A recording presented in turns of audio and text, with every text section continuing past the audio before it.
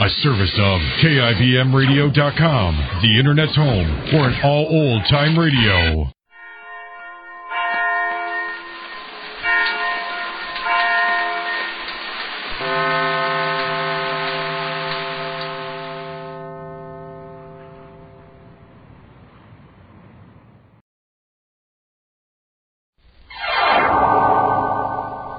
Strange Wills.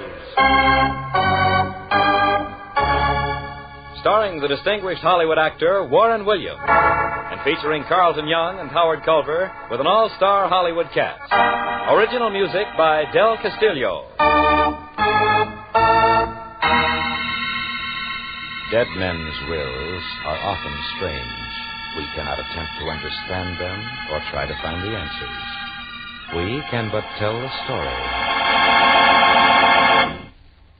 This is Marvin Miller bringing you sales highlights of radio's newest and most sensational transcribed show, Strange Wills. What makes Strange Wills so outstanding? The answer is simple.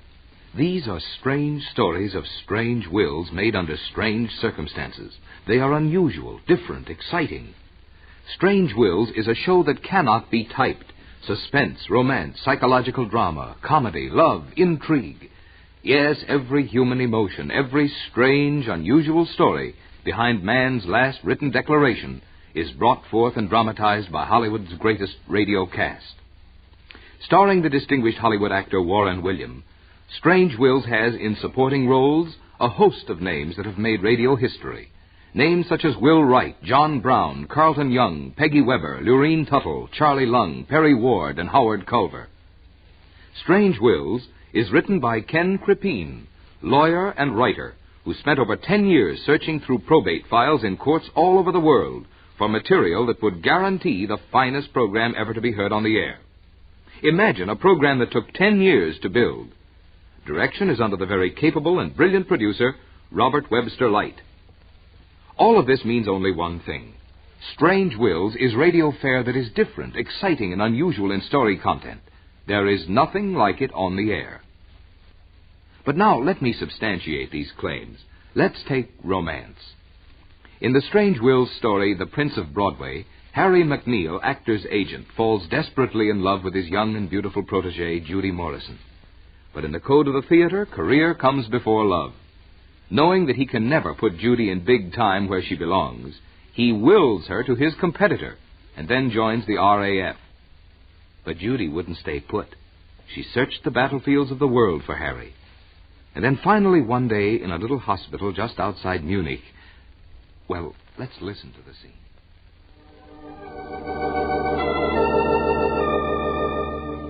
We have only about 60 patients. They are nationals of every country in the war. Are they all blind, Doctor? Most of them. But we have about 20 who are psychopathic cases. We are especially happy that you have come, Miss Morrison. You see, we have learned that musical therapy is very beneficial as a means of recovery. In many instances, our medical knowledge is of little value. Well, if you are ready... You come too, John, won't you? Of course, if I can be of help. Come this way, please. Our piano survived the war, but I'm afraid it's badly out of tune. Here we are. Many of them are seriously wounded as well as blind. Oh, John, how horrible. Frau Zimmerman will accompany you. Do you have your music? Oh, yes, Doctor, here it is. I'll walk around the room as I sing. You see, Doctor, I'm looking for a certain soldier. In fact, I've been looking now for almost 4 years. He's listed as missing in action. What is his name? McNeil. Major Harry McNeil of the Royal Air Force. I am sorry, Miss Morrison, but our records do not show... Yes, I know. I've heard that from London to Berlin. But I'm still looking. When my dream boat comes home, then my dreams no more will roam. I will meet you and greet you, hold you closely, my own. Judy sang her heart out to those boys, just as she'd done month after month, year after year. She visited every bed, looking, hoping, praying. Many of the patients were swathed in bandages from head to foot. How she ever hoped to identify Harry was beyond understanding. But as she stood there, literally singing with eyes full of tears, she was a picture I'll never forget. The late afternoon sun came streaming into the room and formed an aura of light over her head. She looked like and was an angel of mercy.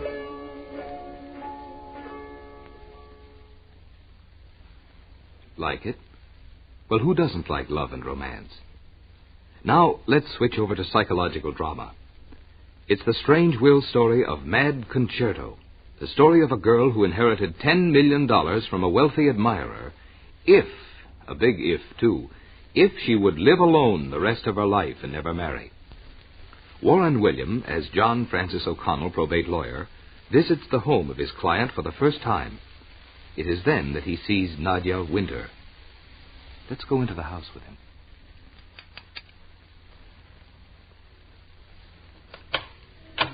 Come in, please, Mr. O'Connell. Mr. Walker is waiting for you. He's in his study on the second floor. Thank you very much. As I entered the door, I stopped. It was like a beautiful dream come true. I mean her, of course. She was sitting at a concert grand piano, completely engrossed in her music. She was exquisite, something out of a picture book. She had a wild, barbarous look, and her blonde hair seemed to keep tempo with the strange, savage music she was playing. As I passed her, she glanced up for just a fleeting moment, and I saw she had brown eyes that seemed to probe deeply into my soul. She held me with a long and tense look, and then I lowered my eyes and followed the servant up the stairs. Who was this strange creature? This most beautiful, most sensuous of women? Even the scent of her exotic perfume reached out like tentacles of doom and encircled me. Unfortunately, I was to learn later. Wonder what happened? Well, how about asking your Teleway's representative to play the whole show? He'll do so gladly. Did you ever hear the story about the man who carved his last will on the back of a woman? He was a pirate, she a lady. After a terrific sea battle in which both ships were sunk, the pirate and the lady ended up on a desolate island. He wanted his estate in England to go to his little island in the Bahamas called Freeland, and the lady was willing. We won't tell you what happened on that lonely island. But in any event, John Francis O'Connell, the first, British barrister and King's agent, accompanied the lady back to England in order to help her claim the pirate's inheritance. Suppose we listen to this thrilling and unforgettable scene from The Lady and the Pirate. My ultimate decision was clearly defined when I accompanied Lady Ruth Carroll back to London in order to help her in proving the last will and testament of Black Richard. We were summoned before the House of Peers. I presented her case. My lords, because of the mitigating circumstances which will be known to you, the last will and testament of the deceased can never be actually filed. But I have brought the sole beneficiary before this august body in order that each of you can personally examine the document. Lady Ruth Carroll, I ask you now to disrobe before the House of Peers. Oh, believe me, my lords, I do not show disrespect to either Lady Ruth Carroll or to you. Rest assured that only her back will be exposed. Are you ready, milady? Yes, Mr. O'Connell. Will you please walk up to the lords, milady, and let them examine your back? And with your permission, my lords, I shall read the words tattooed across her back. All to bearer. Signed, Sir George Pemberton, 1724. Many of you remember Sir George Pemberton. He sailed for the colonies 10 years ago. Little was heard of him since, save only that he purchased an island in the Bahamas. But by fate or providence, as you will, Sir George Pemberton lived long enough to carve his last will and testament on the back of his own sister.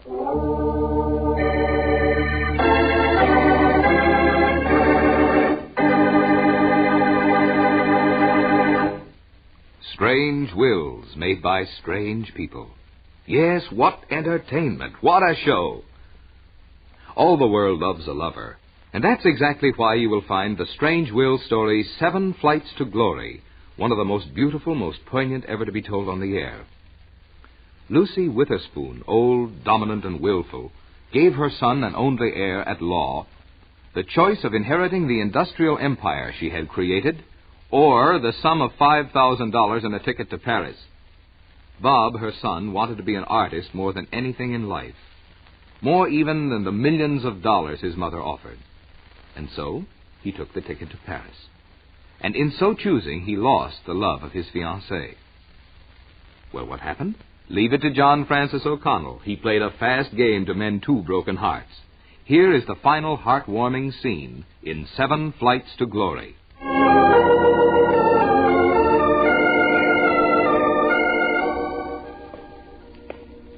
This is the last time I'm going to walk up 7 flights for a long time to come. 7 Flights to Glory. A little bit tarnished just now, but I still love it. As soon as you've found a new model, you'll start over? Yes, but no more entanglements. From now on, it's art. Pure, unadulterated art. If the next time I hear a girl say money, I'll ring. Here we are. Permit me to open the door.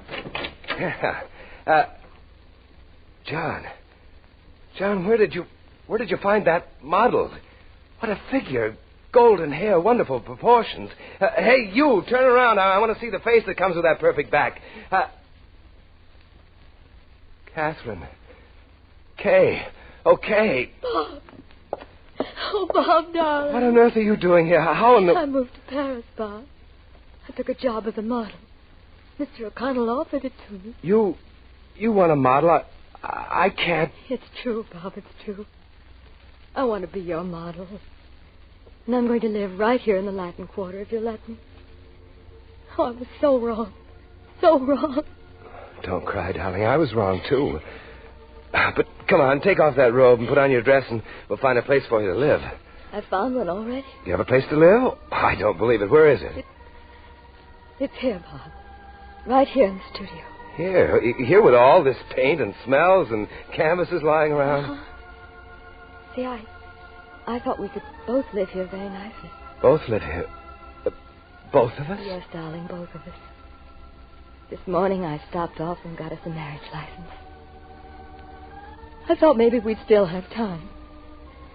Time to start our glorious adventure? Oh, yes, darling, we have. A lifetime from this day on.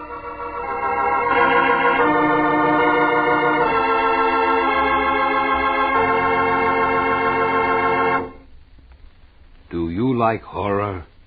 Do you like stories about the moors of Scotland, deadly moors covered with fog, and the eerie sounds of strange moor creatures? Add to that a murder. All of these ingredients put together spell 30 minutes of exciting, never-to-be-forgotten radio fare. This unusual strange will story, called Midnight on the Moor, is replete with dynamic intensity that will keep you on edge until the murderer is brought to bay. Let's listen to a short scene from Midnight on the Moor. See how easily you can be transplanted from wherever you are to the fog-swept moors of Scotland and a funeral. Dear brethren, we are all gathered here this night at the Castle MacClanahan in the last tribute to the late departed Sir Walter MacClanahan. In Mr. O'Connell's absence, I will take upon myself as minister of the gospel the duty of reading the will. According to the wishes of the late deceased Sir Walter MacClanahan, the coffin is to be opened, and his heirs at law will respectfully take seats around the coffin. Will you please wheel in the remains? Aye, right here in this room. That's fine, lad, thank you. And now then, will you please remove the cover? Sit it right over near the fire, please. Would the 5 of you please draw your chairs up to the foot of the coffin? Oh, how ghastly. Must we sit here and look into his dead face? It was his wish, Mr. Son. He was a peculiar one, my brother Walter was. Ever since that night when Moffat disappeared into the fog. Uncle Andrew, must you bring I'm sorry, lassie. I cannot help but think of that night. It made of him a madman. He always said that he would find the murderer of his son before he was laid to rest. This is his last chance. His last chance. Who said adventure? Well, Strange Wills has more than its quota. Let's examine the Strange Wills story, Emeralds Come High. Mix a grizzled old prospector and an emerald mine in the green hell of Columbia. Add the curvaceous and beautiful Patsy Bubbles Moran, queen of burlesque. Add to that a handsome young mining engineer. Sprinkle lightly with headhunters who capture Patsy and make her their queen. And drop into this concoction the rhythmic beat of jungle drums, of a burlesque dance deep in the heart of the Colombian jungle. Shake well. And, well, let's really give it a shake and see what comes out.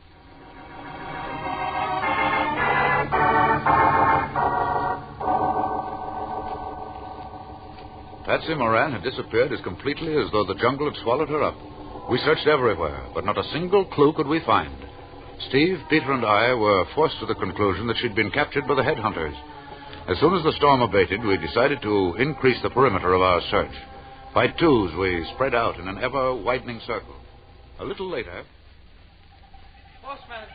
Bossman, come! That's Tulu. Come. That's Tulu. He must have found something. Let's hurry. Coming, Tulu. See, Bossman, on tree. Tulu find hair, red hair. Hey, that belongs to Patsy, all right. Now let's look around and try to find some more. We can trail her right to their village if we're lucky. Here's another one over here. Looks as though Patsy is deliberately letting her hair get caught in the underbrush. She's showing us the way. Drums beat closer. We're getting closer to their encampment. Now be careful where you step. We can't let them hear us. Look, over here between these bushes. That's the village, all right. What's going on? I can't see. Looks like they're having their ceremonial dance. All of the Hibaro tribe are sitting in a semicircle. Someone must be dancing. See how they keep swaying to the throb of the drums? That's their dance of victory. I hope that doesn't... I don't think we're too late. They all dance around a new head. Now only one is dancing. I'll go up closer. Wait here. Hey, crawl over here. We can see everything. One at a time. You go first, John. Take a look, John. There's a sight to remember. Shades of Minsky. It's Patsy. She's dancing. What a dance. Broadway never saw anything like that. We've got to let her know we're here. Wait. With all these birds raising bedlam around us, I think I can do it. What are you going to do? I'll give her the wolf whistle. She'll recognize that. She didn't hear you. Do it again. She heard it. Hey, she's giving us a message. Heard you. Dancing too. Save my head. They want to make me their queen. Come back tonight. Take place. See you then.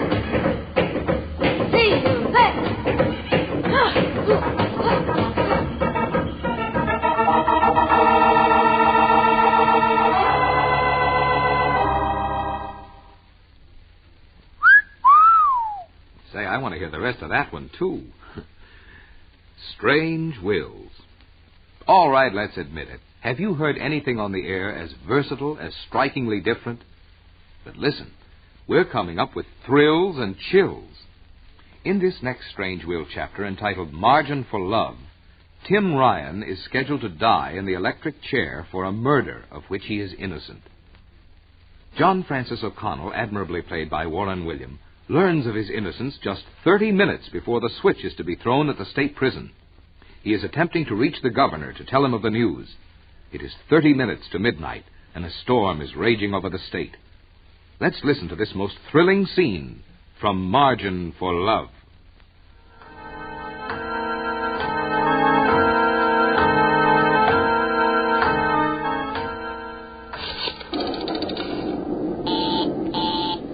Busy, sir. Why, I haven't even reached the operator.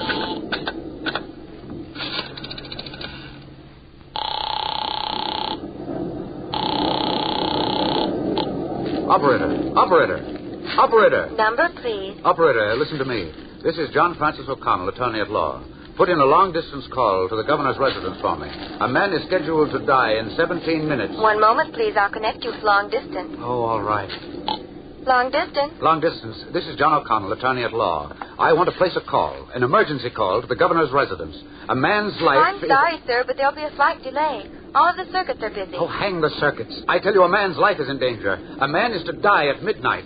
I tell you... One moment, please. I'll connect you with my supervisor. Oh, hang the supervisor. I want the governor's mansion. This is the supervisor speaking. Supervisor, listen. In just 9 minutes, a man is scheduled to die in the electric chair. I have evidence to save him. I'm sorry, sir. I can't make out what you're saying. Supervisor, don't leave the line. I want the governor. The governor. Do you understand me? Get me the governor. One moment, please. I'll try and connect you. I'm frightened. Only 5 minutes to midnight. Only 5 minutes. Now, I'll have him in a moment.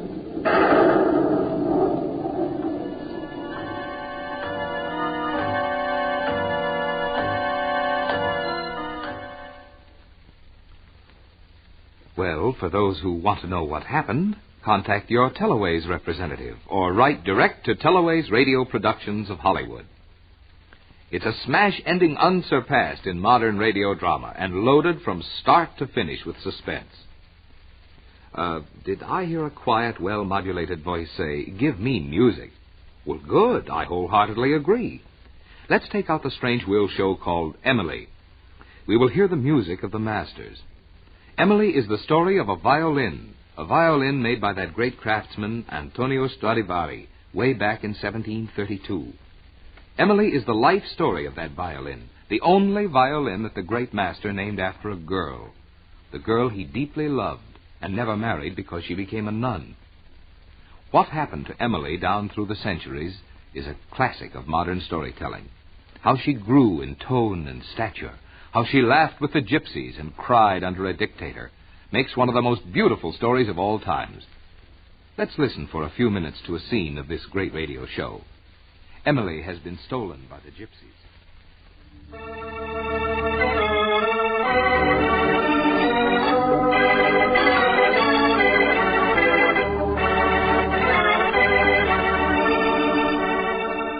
These were glorious days for Emily, and from the enchanted woodlands of Italy she traveled north through the Balkans, up through the forests of Russia, ever singing, ever living, ever growing.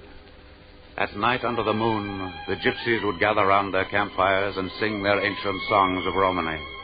Emily pulsed with warmth and feeling. She must have loved the gypsies, and they loved her. For almost 30 years, she traveled from the steppes of Russia to the sunny provincial towns of Spain.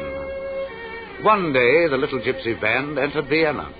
As was their custom, they wandered through the city singing songs, telling fortunes, and, of course, playing Emily.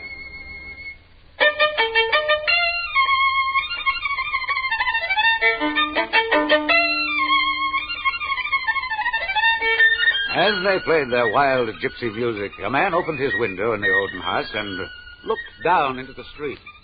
Well, the gypsies! Who gives a Paganini competition? Who owns that violin? It belongs to us, Maestro Paganini. To us, the gypsies of Romany. I want to look at it. Bring it up, please, to Suite 200. But we are not allowed to enter the public buildings, Maestro. We are gypsies. It is against the law. Well, when a Paganini says to enter, you enter. With a violin such as you have, you can storm the very gates of paradise. Come in, I say.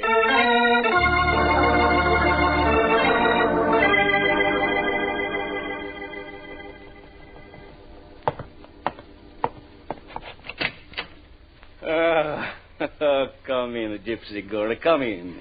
Thank you. Thank you, Maestro Paganini. Well, but where are the others? I invited them all. Oh, they will wait for me outside. We gypsies are not worthy of the invitation of the great Maestro. You gypsies. What simple children you are. You cry and laugh, much as the children do.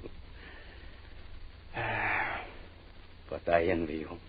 I, Maestro Paganini, envy you with my whole heart. Envy us gypsies?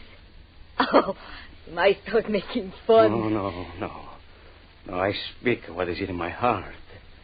I envy you gypsies because you alone know the wonderment of nature. You alone witness the miracles of God. And you alone have the feel of life. Oh, give me the violin, please. I would look at it. Oh, yes, yes. Here it is, maestro. Let us walk over here to the window. The light is much better. Oh, the workmanship is burned. Oh, wait. Let me look inside. I see the signature. I knew when I heard the tone I was not mistaken. Antonio Stradivarius, 1732.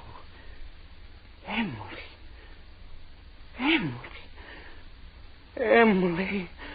So this is the violin that the whole world has been searching for. This is Emily. It's the greatest of all creations. Emily? Emily, I do not understand. This is the one violin Stradivarius named after the girl. They say she was his boyhood sweetheart before she came a nun. He never forgot.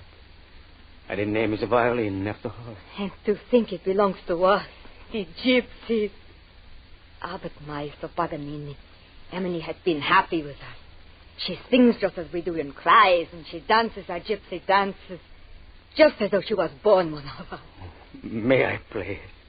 Oh, Maestro, that would make all of us happy. Emily played by the great Paganini.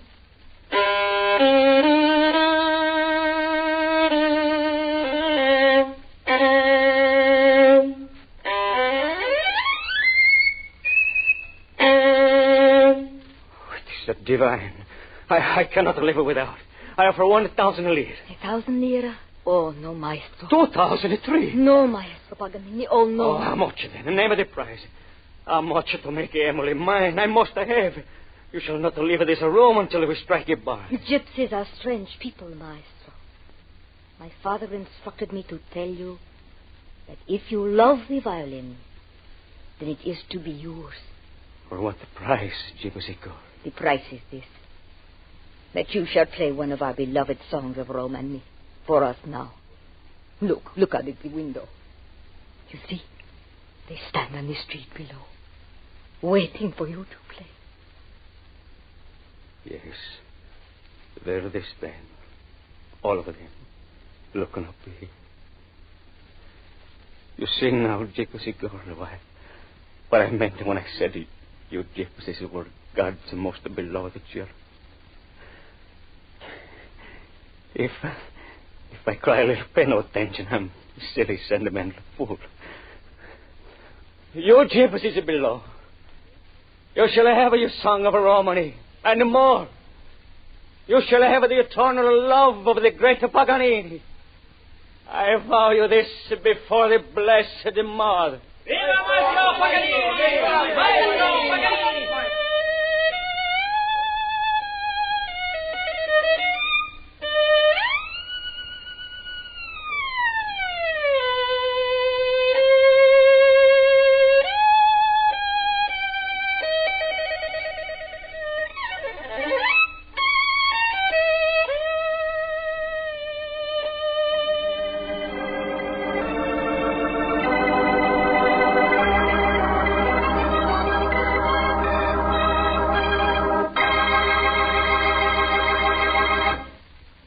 And now, ladies and gentlemen, what do you think of Strange Wills as America's top dramatic radio show?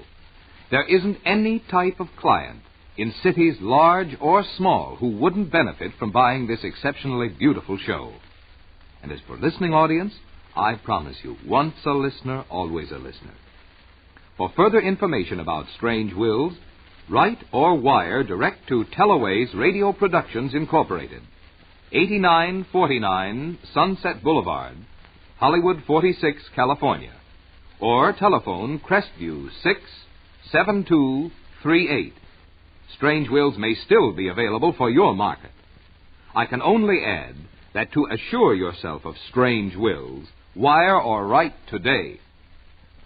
This is Marvin Miller saying, what is more strange, more fascinating, more exciting than the true stories of strange wills made by strange people?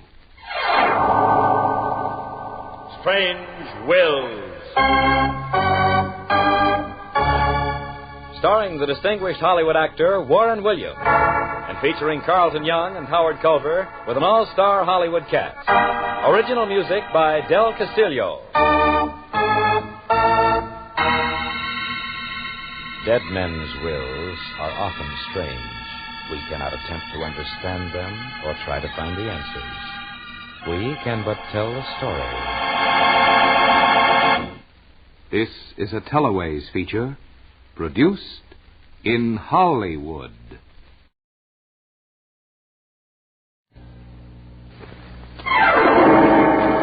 Strange Wills.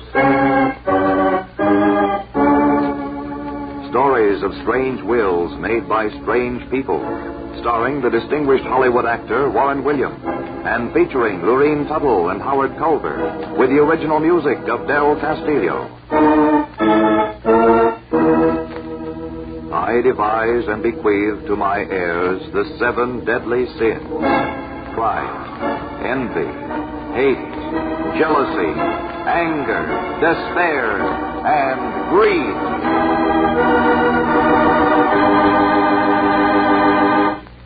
And here is Warren Williams. These are the stories of strange wills made by strange people. Men and women who defy and defile every moral law of respectability and decency to satisfy a mad desire, to right an imaginary wrong that burns like a raging fire in their shriveled souls. Strange wills are stories based upon actual wills gathered from courts all over the world. Names, places, and time have been changed so that no reflection can fall on any person or persons, living or dead. Only the sin remains. Deadly sins that cry out from the depths of the grave for vengeance. You'll presently see what I mean, but first, a word from your announcer.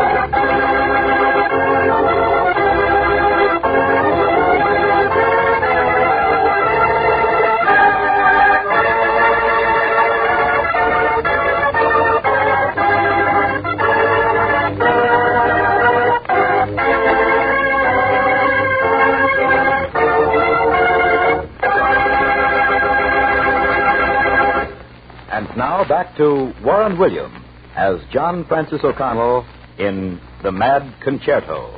This is the story of a woman who voluntarily became a prisoner of love because of greed. It's not a nice story, quite the contrary. Mad Concerto is the story of a beautiful woman who gave up every feminine and human desire for the power that goes with dollars. 10 million of them. It happened a short while after I'd begun the practice of law in an eastern city on the Atlantic seaboard. I remember I was standing near the window of my office, looking out over the myriad of skyscrapers. Oh, how I craved excitement. How I prayed for one case to pull me away from the small, inconsequential work that is a young lawyer's lot. Perhaps I prayed too hard because... Mr. O'Connell speaking. Mr. O'Connell, you don't know me personally. But many years ago, I retained your father as my lawyer, and I have every reason to believe that I will find you just as sincere and trustworthy. Well, thank you, sir. Don't thank me. I haven't done anything for you yet. Yes, sir. Have you a pencil handy? Yes, sir. Mr... Then take this address down. 127 Kingsbury Road. Have you got it? Yes, sir, I have it. 127 Kingsbury Road. I want you here at 10 o'clock tonight. Come prepared to draw up a last will and testament. My last will and testament. I expect you to live up to every vow of privacy between client and lawyer. Oh, of course, sir. That goes without saying. Good. My matter is urgent and, well, let's say unusual. My name, Mr. O'Connell, is Walker. J.C. Walker. Good day, sir. Had I heard correctly? Walker? J.C. Walker? No, it couldn't be true. Why, J.C. Walker was one of the richest financiers in America. Retired, he'd lived abroad and had recently come home. Why, my prayer was answered. I was excited. I tried to go back to the ordinary office routine, but the clock on the wall stood still. I'll never forget how long that day lasted. At exactly 7 o'clock, I got into my car and began the long 60-mile trip to the country estate of my client. I was tingling with anticipation. You can't drive in there, mister. Private property. I'm looking for 127 Kingsbury Road, Mr. Walker's residence. What's the name? O'Connell. John Francis O'Connell, attorney at law. Oh, yes. Go right in. Mr. Walker's expecting you. Thank you.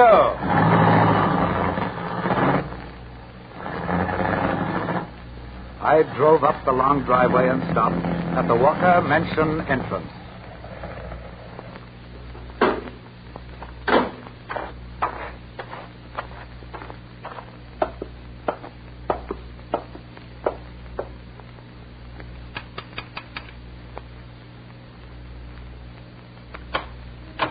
Come in, please, Mr. O'Connell. Mr. Walker is waiting for you. He's in his study on the second floor. Thank you very much. As I entered the door, I stopped. It was like a beautiful dream come true. I mean her, of course. She was sitting at a concert grand piano, completely engrossed in her music. She was exquisite, something out of a picture book. She had a wild, barbarous look, and her blonde hair seemed to keep tempo with the strange, savage music she was playing. As I passed her, she glanced up for just a fleeting moment, and I saw she had brown eyes. Eyes that seemed to probe deeply into my soul. She held me with a long and tense look, and then I lowered my eyes and followed the servant up the stairs. Who was this strange creature? This most beautiful, most sensuous of women. Even the scent of her exotic perfume reached out like tentacles of doom and encircled me. Unfortunately, I was to learn later. Right here, O'Connell. Sit down over here by my desk and go to work. Thank you, sir. I feel very honored. Don't be. You may yet rue the day I called you. Drink? Yes, thank you. Here's to a momentous night. And to your health, Mr. Walker. You gave me a hollow toast, Mr. O'Connell, because my doctor has given me just 2 weeks to settle my affairs and die. Oh, I'm sorry. I'm not unhappy about it. I've made millions, had everything. It's time to let someone else have a chance. Now, here are the bequests I've made. They're all down here on a slip of paper. All but one. And that's what I want to talk to you about. Mr. O'Connell, you saw Nadia playing the piano as you entered, didn't you? Oh, yes, sir, I did. I think she's very unusual, very lovely, very... Mr. O'Connell, you're out here to draw a will. Yes, sir. O'Connell, I love Nadia. I love her because she is a genius. I recognized her unusual talent from the first day I met her in Vienna almost 9 years ago. I'd read that Nadia Winter was making her debut at the Wilhelmstrasse Theater, and I attended. Yes, and stayed to worship at the throne of genius. Never in my life had I seen such technique, such warmth and feeling. I remember as she was ending her final number.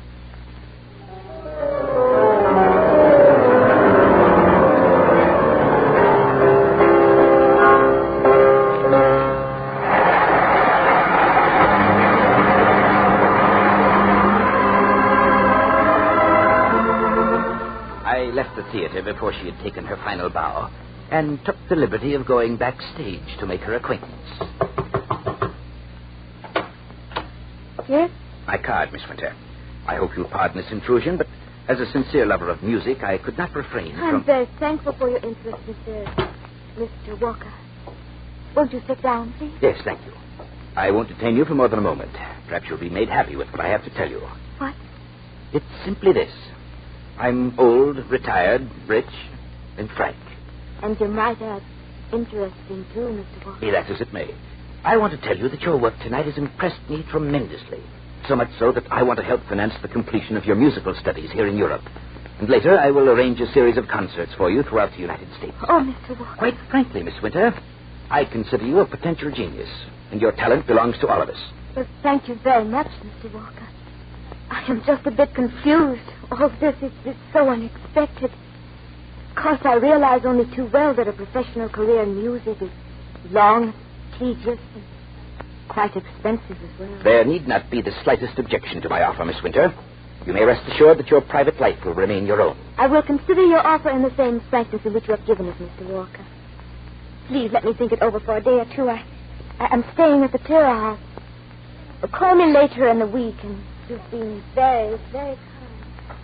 As you can surmise, Nadia finally accepted my offer. I engaged the finest teachers for her, both here and abroad. Through the years, I think she grew to love me. Oh, not me personally, perhaps, but rather that innate sense of security that clings to wealth. Yes, Mr. O'Connell, this is a strange love that has borne strange fruit. I intend to perpetuate it. I want to die knowing that she will never love another man, that her every living breath will be devoted to her music and to my memory. Forgive me, Mr. Walker. I wish to withdraw from the case. Some other attorney... Nonsense, O'Connell. You're just infatuated with Nadia. All men are. It will pass. Nadia will see to that. Nadia has one weakness. She loves power, needs it in order to successfully concentrate on her career. I honestly think she would sell her soul for power in order to accomplish her goal. This is my only chance to hold her, and I'm going to do just that, even though it's from my grave. The last bequest in my will, Mr. O'Connell, is one to you for $10 million. To me? $10 million? $10 million to be held in trust by you for the use and benefit of Nadia Winter. She is to receive the entire income for the rest of her life, so long as she lives here in this house, alone, and never marries. Mr. Walker, you can't be serious. On the contrary, I was never more serious. This girl has one of two choices: to live in luxury the rest of her life, enough to satisfy her every whim and aspiration, or to fall in love and lose her genius. What she will ultimately do rests in the lap of the gods and in the green-eyed monster of greed.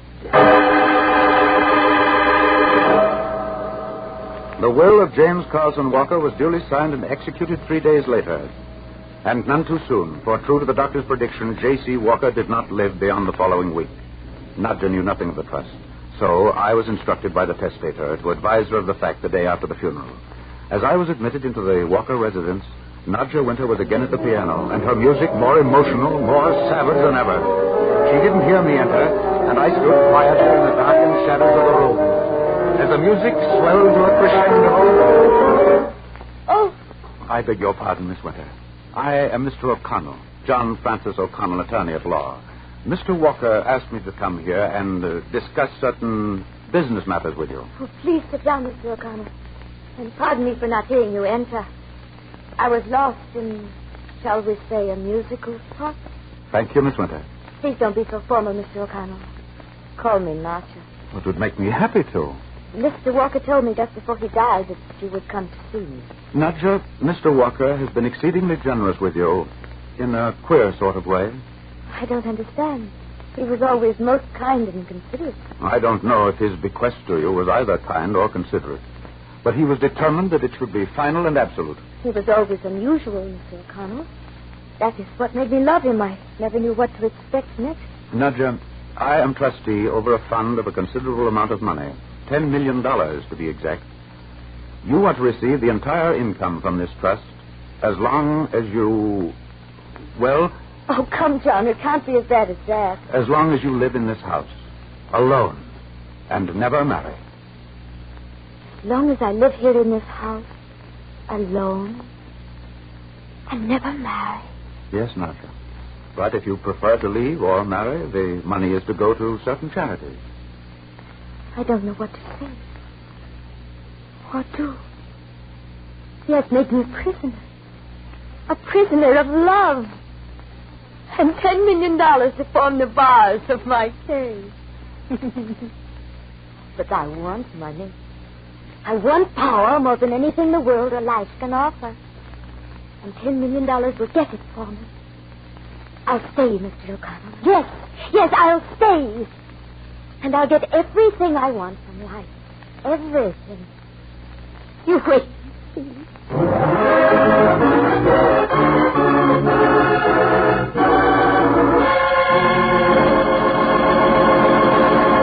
Part 2 of Strange Wills follows in just a moment.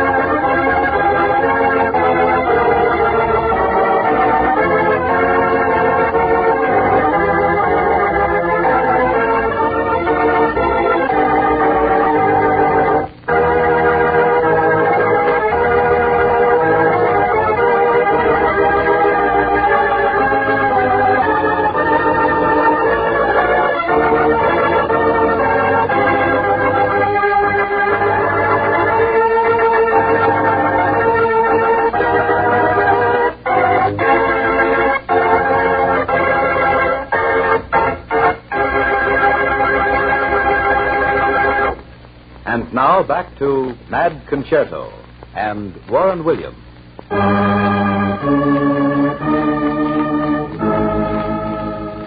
For the first few months, I saw Nadja regularly. She seemed gay and carefree, and her music was light and restful. Then, quite suddenly, I noticed a change. The transition was abrupt. There was a distinct violence in her mood, as if a storm was brewing. I decided to have a serious talk with her for more than 1 week. Oh, John, I don't know what I'd have done without you these last 2 years. But why must it be for only 2 years, Nadja? Because that's the way I've taught myself to live. Never to look beyond the horizon. And especially where you're concerned, Mr. Counselor. Nadja, I came over this afternoon to have a serious talk with you. Well, darling, haven't you always found me to be a good listener? Yes, that's the trouble. You listen very dutifully, and very beautifully, too. But somehow I never win my point before this lovely court of law. You simply won't conform to my pattern of reasoning, will you, John? No, because it's fallacious, Nadja. Now listen to me for a moment. For 2 years, you've been working over 8 hours a day on nothing but music. You've become a machine. Oh, why won't you... Give up my inheritance and marry you? You've said it 1,000 times before, haven't you, John? Yes, I've said it 1,000 times, but only because I love you, Nadja. I've loved you from the very first day I entered this house. I believe that your career is more important than a happy marriage, especially when you're forced to live alone. Alone like a prisoner in this house. I do it from preference only, John. You see, I don't think you understand my temperament. I am an artist.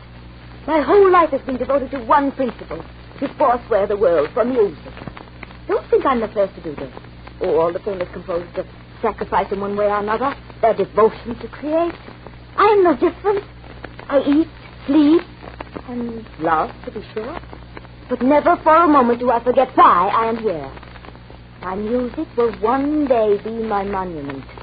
Your love for me, my affection for you, must remain secondary and without hope of fulfillment. But can't you see you've been changing, Nadja, and not for the better? Oh, John, don't you realize the hopelessness of... Oh, darling, you're young and beautiful. Your money's a curse that's not only permeated your body, but is affecting your soul. I beg you, let me turn it over to charity. Marry me now, Nadja, before it's too late. Keep your career. I'll do everything in my power to help you reach your goal. Oh, for the love I bear you, Nadja. Now, today, let's end this nightmare of horror. Stop! I will not listen to another word. John, I have never really loved a human being. I have not the capability. I love only attributes in others. I love James Walker because he represents power, which to me is the greatest thing in life. And you too, John, I have love for your kindness, your understanding. Sometimes I wish that... But it's useless to discuss it further. You are a lawyer retained by my benefactor to carry out the provisions of a trust. I will not ask for counsel or advice. My life is mine to do with as I choose. Hereafter you will mail my check, and I ask you not to come back until I send for you. I see I'm too late. Goodbye, Mr. O'Connell. Goodbye, Nadja.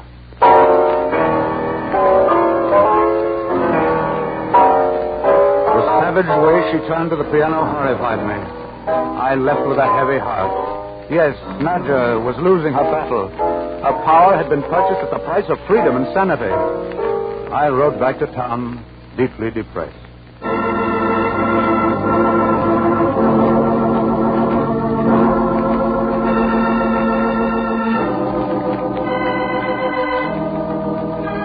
I saw no more of Nadja for many years. 18 to be exact. Her check was mailed regularly, and I'd heard rumors to the effect that she'd entirely withdrawn into herself and permitted no one to enter her home. Even tradesmen were required to leave their wares on the steps. Then, early one winter morning, it must have been round 2 o'clock. Huh? Oh.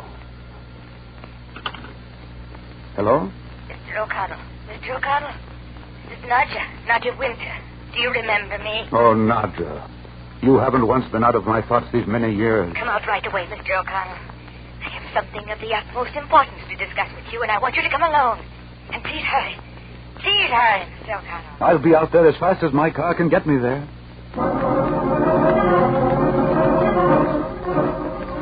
In 20 minutes, I'd left the city behind me and was making 60 over ice and snow that begged for caution.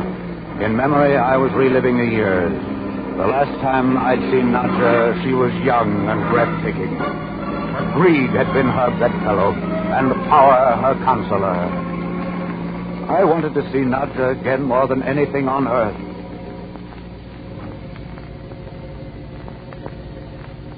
I left my car at the gate and trudged through the snowdrifts to the house. As I approached the once beautiful and ornate mansion, I could hardly believe my eyes. The front porch had crumbled. Even the steps had rotted away, leaving gaping holes in the foundation. The windows were broken, and the holes stuffed with paper.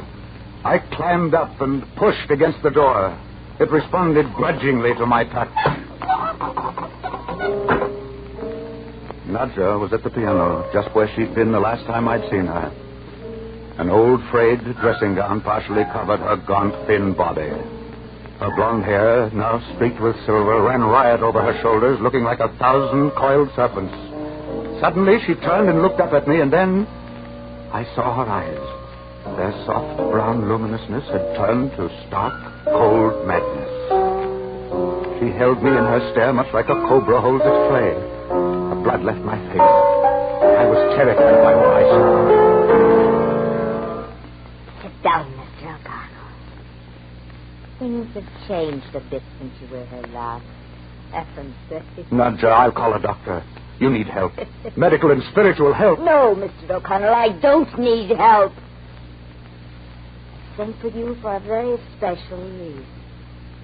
As you know, years ago, I gave up the world and its pleasures for money and for power. I wanted money because it gave me a chance to create. I wanted power because it would make the world listen to my music. All these years I've created. My music lies here in these boxes. It will live after me because you are going to publish it. Tonight I'm giving my last concert. It is my greatest creation of all. I call it Concerto Finale. You, Mr. O'Connell, shall be the first to hear. First to hear.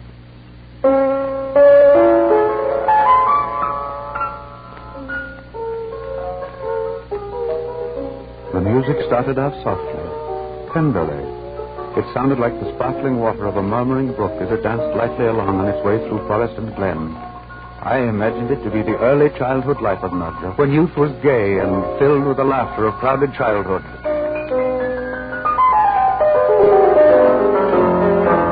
But in the next movement, I noticed a perceptible change.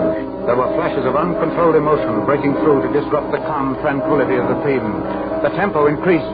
The chords became discordant. It sounded like the cry of a distressed soul crying out for deliverance. Nadja was looking straight ahead, looking into the darkness and the gloomy shadows of the room. But I knew she was looking far beyond. She was reliving her life. And the poignant sorrows interspersed with happier moments had all been interwoven into this, the bitter end of her musical career.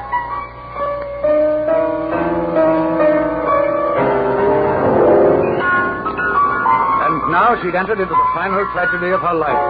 The wild notes shrieked into the room and blended with the moaning of the winter wind. I shuddered. Never had I heard music played like this before. To me, it seemed as if all the diabolical imps from Hades were striking the keys through her fingers. It was the discordant lamentation of the damned. I wiped the perspiration from my forehead in spite of the cold within the room.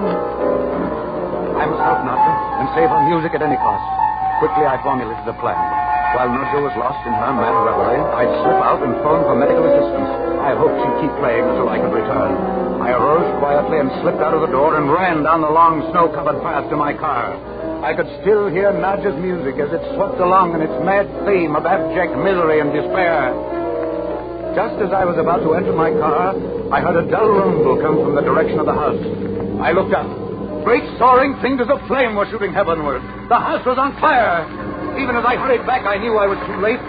Like something out of Dante's Inferno, this house was becoming the funeral pyre of Nadja and her music.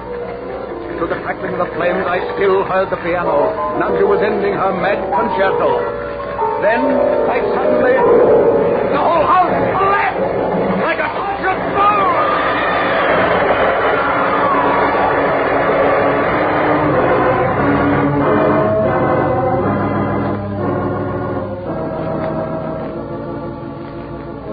And so ended the mad concerto.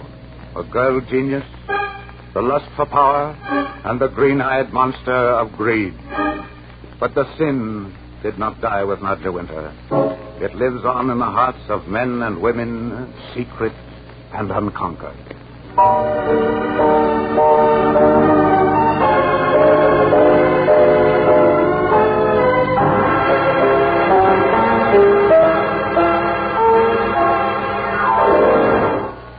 Warren William will be back in just a moment to tell you what the official records say about the probate cause of the Mad Concerto. But first, a message from our sponsor.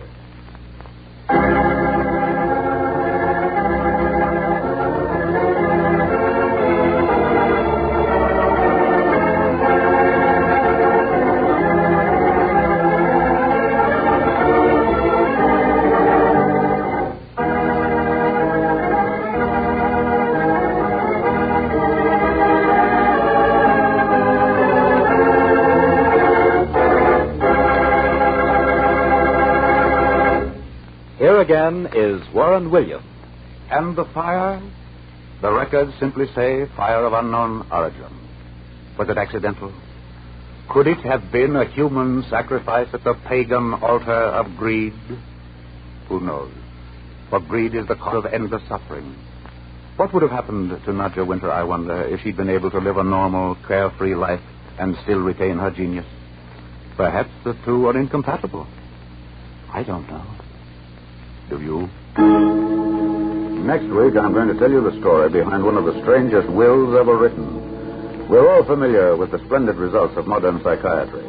But when you mix a mad, covetous psychiatrist together with a lovely, beautiful woman who has a husband, well, you've got a situation. We call this unusual story Alias Dr. Svengali. This is Warren William inviting you to listen again next week.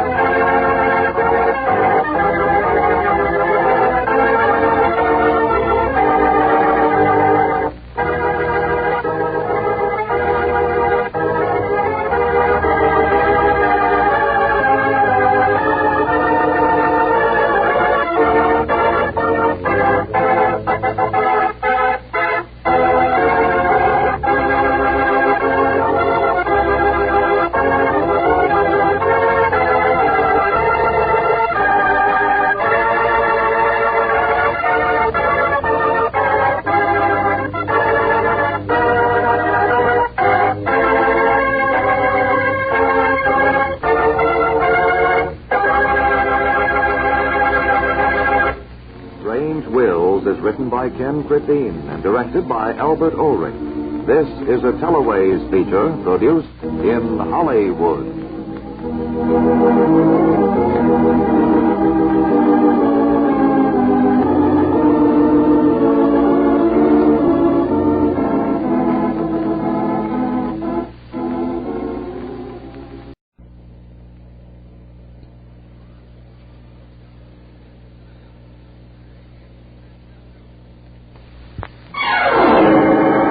Strange Wills. Stories of strange wills made by strange people, starring the distinguished Hollywood actor Warren William, and featuring Marvin Miller and Lorene Tuttle with Howard Culver, and the original music of Del Castillo. I devise and bequeath to my heirs the 7 deadly sins: envy, hate, jealousy, greed, anger, despair, and revenge.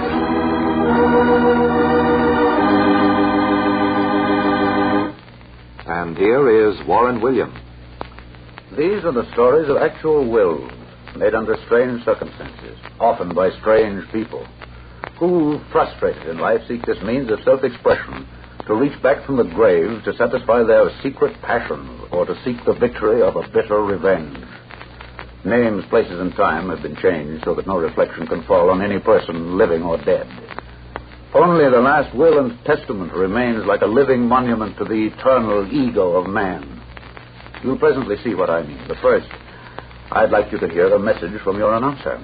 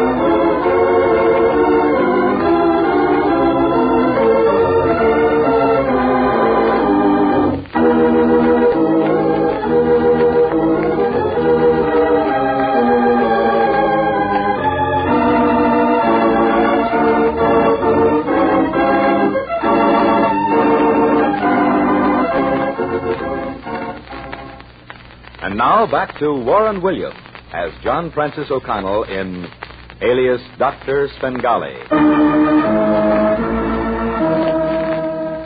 This is the story of a strange triangle. The sordid story of a man who saw his young and beautiful wife slowly fall under the spell of a mad and evil genius who covered his sinister acts under the guise of psychiatry. In his last will and testament, Philip Martin, on his deathbed, sought revenge against the person or persons he thought responsible for his murder. I remember it all began on a lovely spring morning. Everyone should have been at peace with the world, but...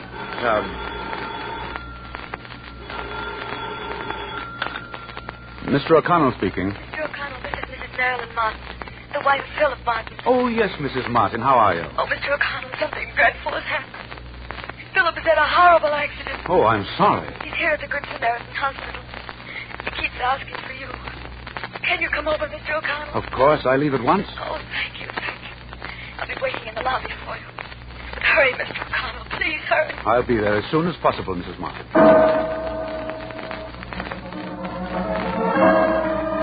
As I drove to the hospital, I wondered what had happened to Philip Martin.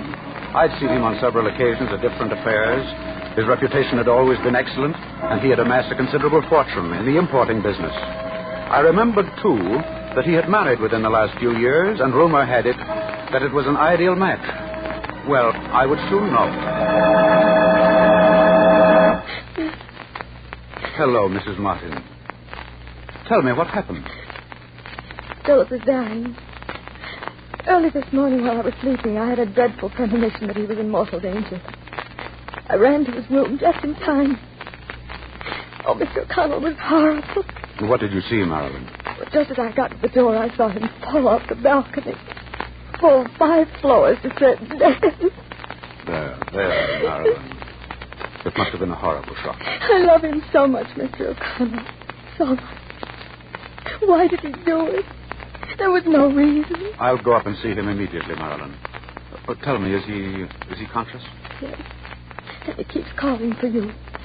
He won't let me in his room. He doesn't want to see me, his own wife. I can't understand it. Wait for me here, Marilyn, and I'll talk to Philip. I'll send for you later.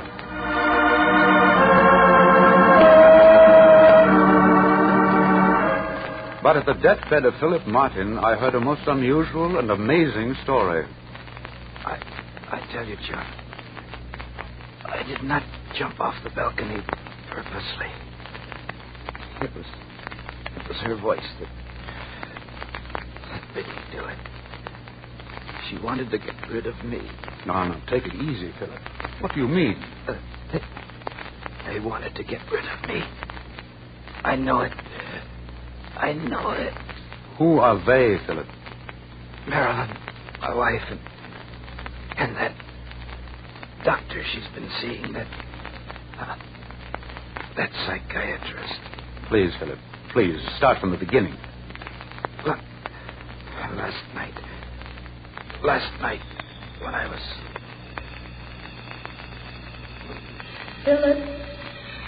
Philip, do you hear me, Philip? I hear you. Philip, I'm calling you. Follow me, Philip. Follow.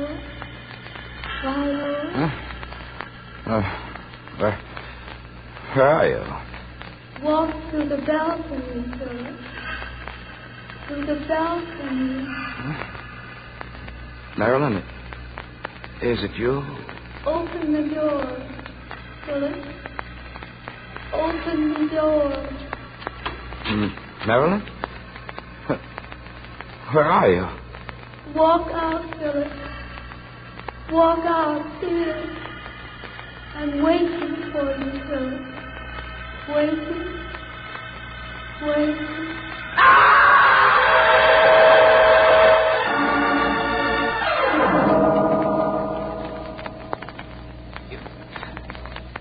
You see, John, it was Marilyn's voice I heard. It drew me out to the balcony. But I fooled him. I didn't die. I've lived long enough to change my will, to revenge myself, John. Here. I took the piece of paper he handed me. It was the last will and testament of Philip Martin, laboriously written as he lay dying. In it, he had made the most serious accusations against his wife. He had set up a trust, naming me as executor, which limited Marilyn Martin to a nominal monthly allowance. Time was of the essence, so I hurriedly called in 2 nurses to sign as subscribing witnesses. And the last will and testament of Philip Martin, in which he named his wife as his murderer, was signed just minutes before he died. That night, alone in my study, I looked over the will and reviewed my conversation with the late Philip Martin. Were his accusations true? Was his wife guilty of his murder? Well, there was only one way to find out. I called upon Mrs. Martin. Her exquisite beauty was still visible in spite of the tragic lines the events of the last few hours had etched on her face. That she was suffering from some deep emotional strain was obvious. As I looked at her, I found it hard to believe that she was the heartless murderer her husband believed her to be. Please be seated, Mr. O'Connell. Thank you. I promise I won't keep you a moment longer than is absolutely necessary. But there are a few facts I must know before I file your husband's will. I'll be glad to help you in any way I can. Mrs. Martin, your husband died believing that you were the cause of his death. Oh, no. And that you had an accomplice.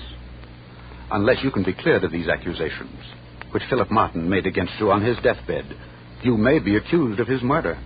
Murder? Surely you don't believe me. He swore it was your voice that led him to the balcony, Marilyn. A deathbed statement of this nature cannot be taken lightly. My voice? My voice led him to the balcony. Oh, no. No, I loved him. Why should I destroy him? Frankly, I don't know. But for your sake, I've got to find out, and quickly, before Philip's will is filed for probate. Marilyn, I'm going to ask you one question.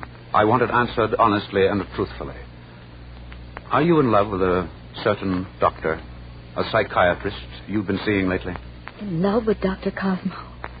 Oh, nothing has been further from my mind or my heart, believe me, Mr. O'Connell. Your husband sincerely believed that you and this Dr. Cosmo conspired with malice aforethought to kill him. Oh, how horrible.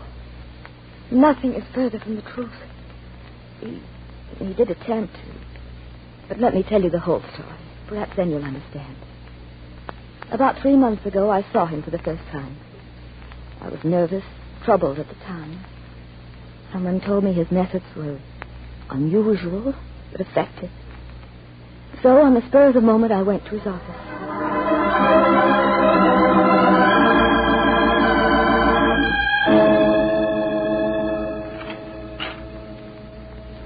Please come in, Mrs. Martin.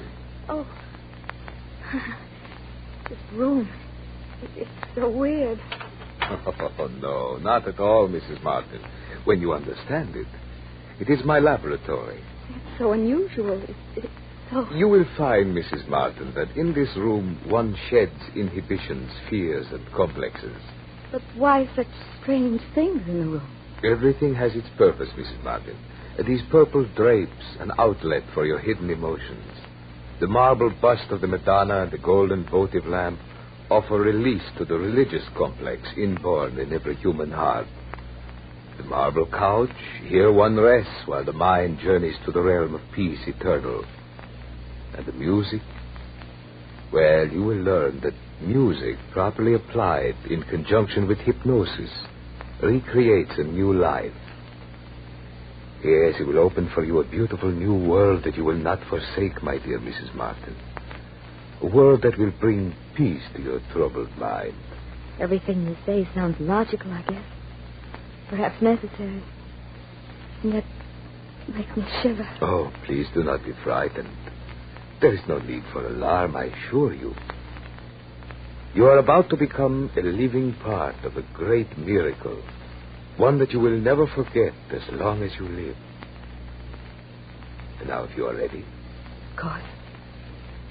What must I do? Lie down, please. Here on this marble couch. Like this? Yes. Now, place your arms straight down alongside your body. So. Directly in line with your vision, you see a clock. See how the pendulum swings back and forth. Back and forth. Back and forth. As I play the organ, you will watch the pendulum closely. Do not take your eyes from it even for a moment. Yes, Doctor. You are the evening star. You are the scent of jasmine, of frankincense and myrrh, with the chalice of love. Your mind, your every thought shall be attuned to the unselfish love of the Master. Open the door of your subconscious mind that I may enter. For I am truth. I am light. I am love. Your eyes are closed. You are asleep. Tell me, whom do you see? I see only the Master of truth, of light, of love. Your ears are sealed to earthly sounds. What then do you hear? I hear only the thoughts of the Master. Then arise and go, for I shall speak to you across the deathless void, and you shall answer me. Yes, you shall answer me.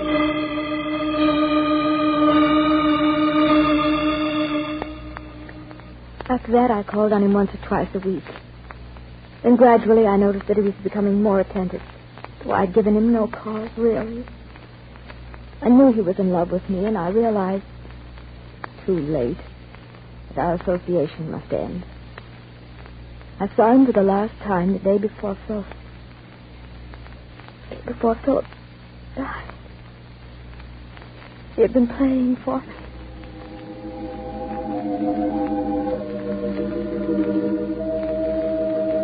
Do not try to evade the issue, Marilyn. I love you.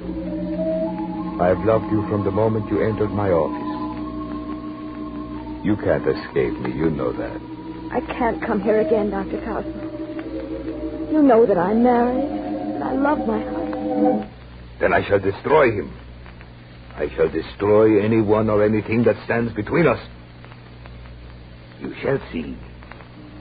You shall see.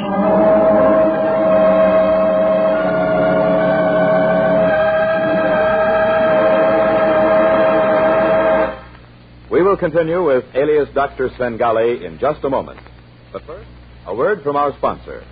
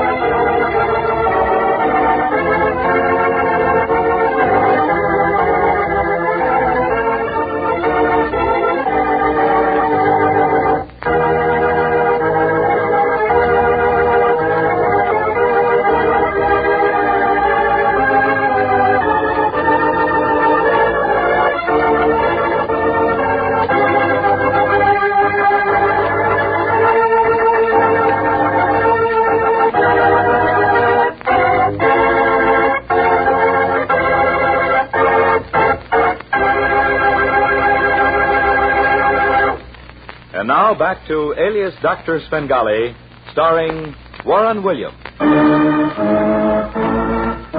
Later that night, I called upon Marilyn Martin.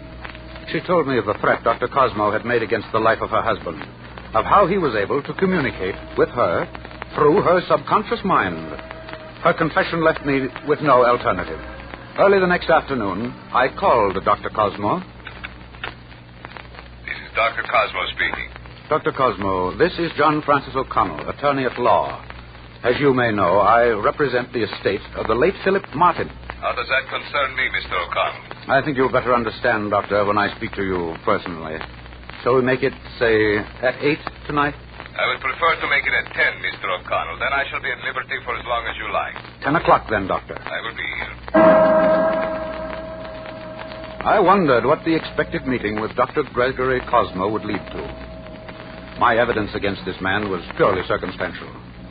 Just what had he actually done? Who would believe him capable of directing his thoughts through the subconscious mind of a second party, Marilyn, and will her to lure her husband to his death? Yet I knew that in this man lay the key to the strange mystery surrounding the death of Philip Martin. Was the man mad? I expected anything to happen. At exactly 1 minute to 10...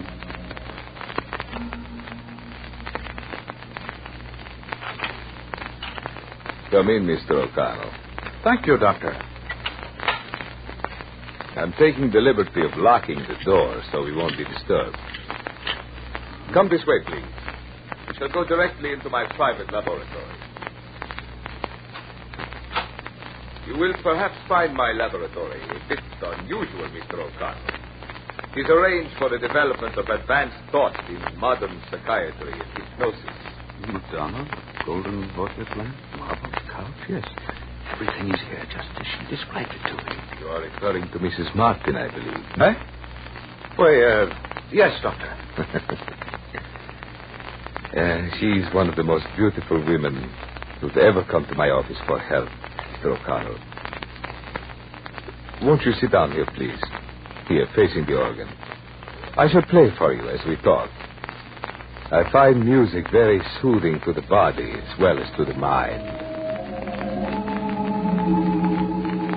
You are surprised, are you not, to see that my methods of advanced psychiatry call for such an unusual setting?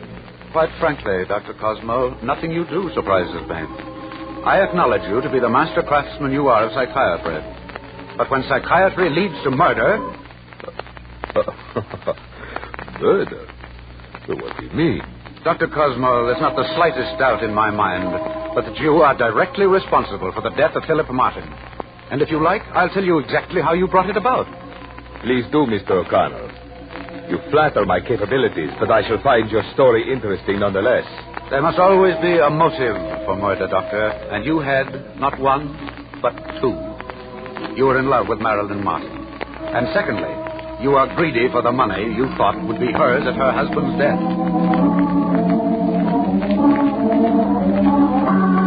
Shall I proceed? Oh, yes, go on, please. I find it very interesting, very entertaining. Very well. You kept Marilyn Martin under a continual state of hypnosis. That's not you, of course. English psychiatrists have done that for many years in cases of advanced neurosis. But in any event, her mind became in actuality your mind. Your thoughts became her thoughts, because in some nefarious way, you were able to implant them in her subconscious mind. Then, you finally decided to go all the way. You were in love with Marilyn. You wanted to possess her more than anything on this earth. So you decided to do away with her husband. You figured out that if you could direct your thoughts into her subconscious mind, why couldn't she transmit these thoughts to the sleeping mind of a third person? In this case, her husband. You tried it, and your experiment was successful. Through the mind of Marilyn Martin, you, Dr. Cosmo, became the voice that drove Philip Martin to suicide. Go on, Mr. O'Connell. I charge you, Dr. Cosmo, was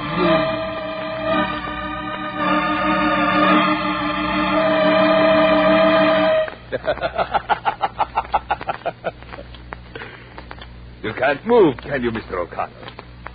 You have lost your power of speech, the physical faculties of motion. You sit there like a statue.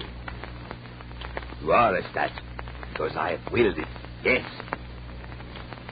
Mr. O'Connell, you are right. I was the voice. I deliberately and intentionally planned the destruction of Philip Martin, because he stood in my way, just as you are now doing. I love Marilyn. I love her beyond anything this world can offer. I shall have her, too. I am the first to have successfully transmitted thought through the subconscious to a third person. The mind, Mr. O'Connell, just like atomic energy, is on the threshold of great discoveries. Its potentialities are unlimited.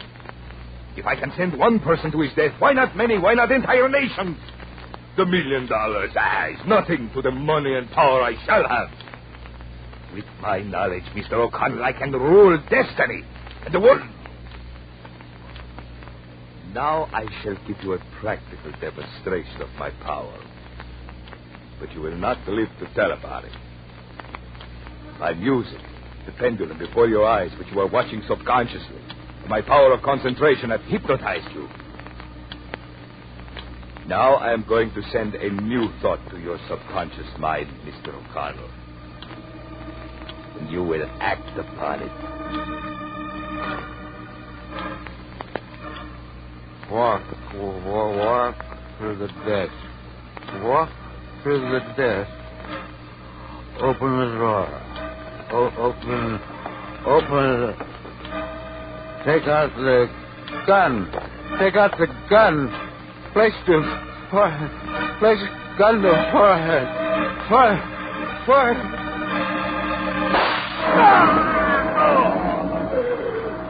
Hey, stop in just in time, Mr. O'Connell. Just in time. Oh, Marilyn, what are you doing here? Oh, I'm dizzy. Here, let me help you. Sit down for a moment. There's nothing to worry about. Dr. Cosmo was dead. I shot him. I don't understand. I couldn't rest thinking about you being here alone with him. I knew you were in danger because I alone know what his evil capabilities are. So I drove over, came in through the basement door, and hid behind the curtains. I was here hiding when he brought you into this room. You saw it all then? I heard. I saw everything. When he began his hypnotic music, I recognized the chords. He used the same string to put me to sleep. I put my fingers to my ears to keep out the sound. Through the curtains, I saw you walk to the desk, open the drawer, take out the gun, and place it to your temple. And then I shot. And with that shot, you not only avenged the death of your husband, Marilyn, but you ended the career of this monster of evil, Gregory Cosmo, alias Dr. Svengali. Let his memory remain as a lesson to all future Svengalis that human rights cannot be usurped or violated to further their mad plans and aspirations.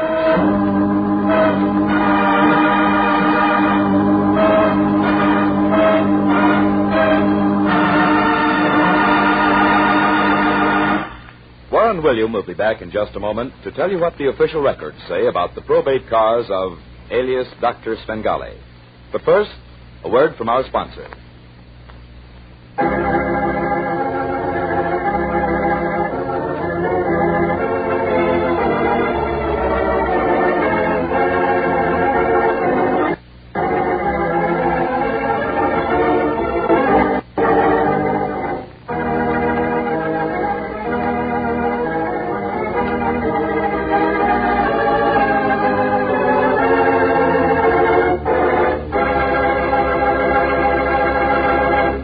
Again is Warren William. A coroner's jury completely exonerated Marilyn Martin of all responsibility of the death of Dr. Gregory Cosmo.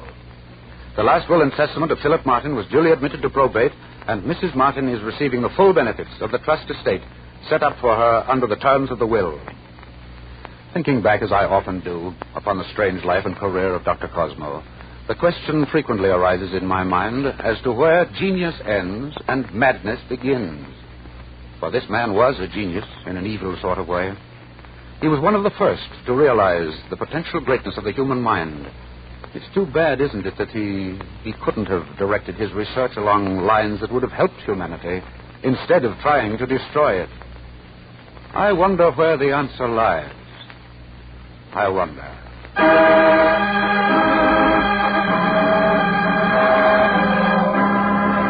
Next week, I shall tell you the strange story of a man who hated his son with an intensity beyond human reasoning or understanding. Not content with cutting him off in his will with $1, he reached out from the depths of his grave in a sinister effort to utterly destroy him. Did he succeed? Well, for the answer, I invite you to listen in next week to this amazing story about a last will and testament. It's called Black Interlude.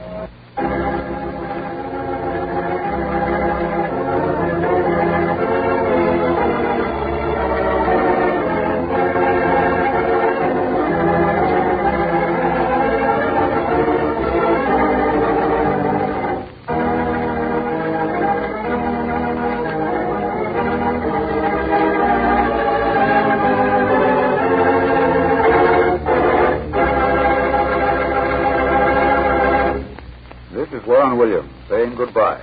Until next week.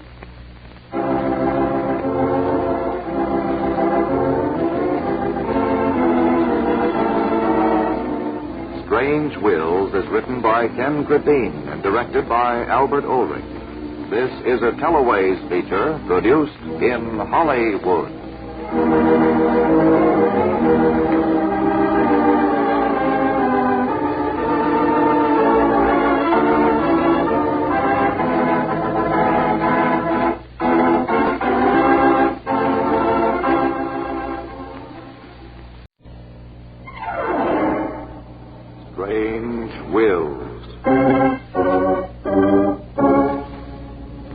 Of strange wills made by strange people, starring the distinguished Hollywood actor Warren Williams, and featuring Marvin Miller and Lorene Tuttle with Howard Culver, and the original music of Del Castillo. I devise and bequeath to my heirs the 7 deadly sins: despair, anger, jealousy, revenge, lust, envy, and hate.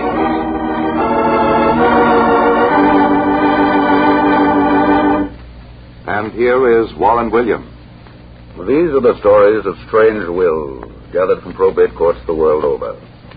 Many of them written on deathbeds or under highly emotional circumstances clearly show that the writers of the wills used this last chance of self-expression to vindicate within their own hearts the flagrant sins of omission and remission made during their lifetimes. Names, places, and time have all been changed in order that no reflection may fall on any person or persons living or dead. From the dusty vaults of the probate court, we bring you documentary proof of the old adage that man is the strangest of all creatures. You'll presently see what I mean. But first, I'd like to have you listen to a few words from your announcer.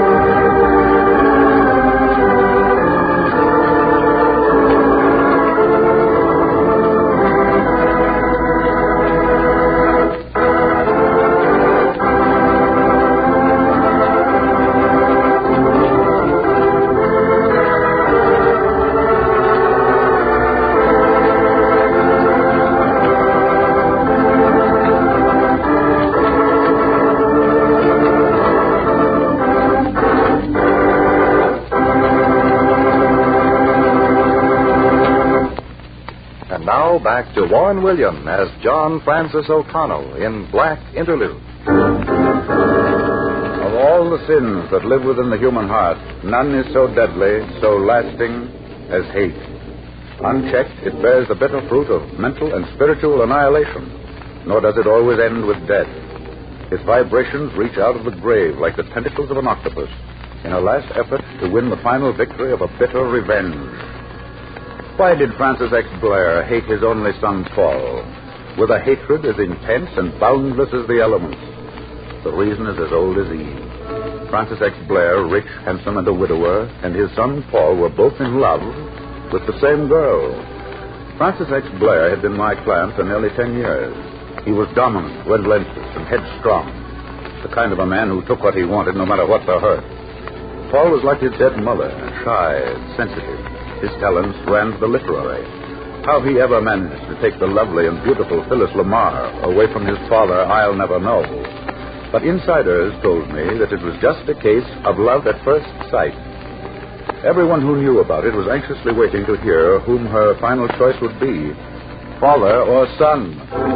And then one cold November night, Francis X. Blair invited me over to his penthouse apartment to discuss his will. I knew that something extraordinary was about to happen. Telling me to be a good loser, John, may be the conventional thing to say. But unfortunately, I've never lived in the conventional manner. Oh, why can't you forget and forgive them both, Francis? After all, Phyllis has made her choice. And while she may prefer Paul as a husband, you can still have her as a daughter. I'm sorry that I can't agree with you. I consider my son in the light of a thief. A love thief, if you like. But the fact remains that he deliberately took away from me the one thing in my life that I cherished most highly. I would have preferred it if he had robbed my safe. It would have been more honorable. He's got to pay for his sin, and she will pay for her folly. Why don't you sleep over it for a few days, Francis? I'm sure that with sober reflection... It won't be necessary. I have made my final decision. From this day on, my son is disinherited. I want you to redraft my will, cutting him off with $1. But surely you aren't serious. Paul is just out of school a few years. He isn't equipped. Let him starve, then, and the girl with him. She'll come crawling back to me on her knees one of these fine days, begging my forgiveness. Francis, I beg you not to be hasty. I'm sorry, but it's too late. I hate Paul Blair as I've never hated another soul, living or dead. I want him to suffer, just as he has made me suffer. I'll hate him until my dying breath. And if I can, I'll go on hating him from my grave. And this is the last time I will ever mention his name again, as long as I live. Nor did the next 2 years bring a change of heart. Francis X. Blair grew more bitter day by day, if such a thing was possible. His will was prepared and executed according to his wishes. But I still hoped that before he died, he would relent and repent. Paul and Phyllis, meanwhile, were quietly married and were living in a small furnished apartment on the outskirts of town. On the night of their first wedding anniversary, they invited me to dinner. And I want to offer my congratulations on this, the first year of your happiness together. And don't think we haven't been happy, Mr. O'Connor. Paul has been wonderful. Well, I had to make up in some way for all the millions she lost by not marrying Dad. Oh, I've just been talking nonsense. No, how is Dad, Mr. O'Connell? You know, I haven't seen or heard from him in almost 2 years. Tell me, has he softened any? No, I'm afraid not, Paul. In fact, he's more bitter than ever. Of course, there's always a chance, always the possibility he may... We don't want any chances, do we, Paul? We have our own plans now, our own dreams, too. I think good comes out of everything, Mr. O'Connell. If Paul hadn't been disinherited, do you think he would ever have taken a job as a reporter? That's where he learned to write. And I agree with you, Phyllis. I think Paul has a brilliant future as a writer. One day, with you behind him... Oh, everything would be fine if Dad would only forgive me. I know it sounds foolish to you, Mr. O'Connell, but his continual hatred for me is preying on my mind. You see, I've never hated, and the thought of someone hating me, well... No, I'm sure you feel badly about it, Paul. But you see, you wounded your father's ego. That's a dangerous thing to do to anybody. I've told Phyllis this before, and she laughed at me, but I want to tell you too, Mr. O'Connell. Sometimes I imagine I hear my father laughing at me. Laughing as though he expected something to happen to me. Something... Oh, please, Paul, get that thought out of your mind. Nothing that your father can say or do will change anything. Our lives are our own. We're the masters of our own destiny. Voodoo, witchcraft, and superstitions are obsolete. And when next you see Francis X. Blair, Mr. O'Connell, please ask him to stay out of Paul's dreams. You may not know it, but I'm getting a problem child on my hands. But I never saw Francis X. Blair again. That is, alive. He died in his sleep just 2 days after my visit with Paul and Phyllis, and he had neither forgiven nor forgotten. I attended the funeral and sat with Paul and Phyllis. Paul looked disconsolate, discouraged that the hatred in his father's heart was being carried to his grave.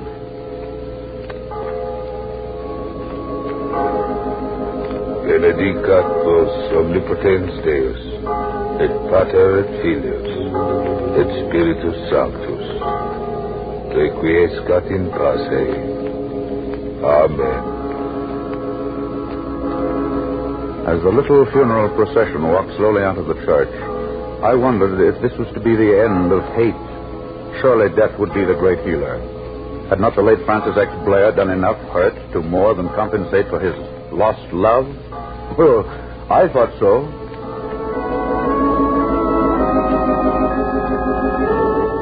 But early one evening, several months later... Yes? Mr. O'Connell? Yes. Oh, Mr. O'Connell, this is Phyllis Blair. I've only got a minute to speak to you. I'm here at the airport with Paul. We're leaving, Mr. O'Connell, leaving for good. We're flying to the West Coast. For good? Heavens, what's happened? Paul is standing just outside the booth. I don't want him to hear me. Mr. O'Connell, Paul said that he couldn't live here another day. Since his father's death, he's grown worse instead of better. He says that he hears his father still laughing at him. He says if he doesn't go immediately, he's liable to lose his mind. Oh, I've got to go now. He's getting suspicious. Phyllis, I want you to keep in touch with me. I'll help you, both of you, all that I can. Maybe it's best. Hello? Hello? Hello? Number, please. Oh, never mind, operator.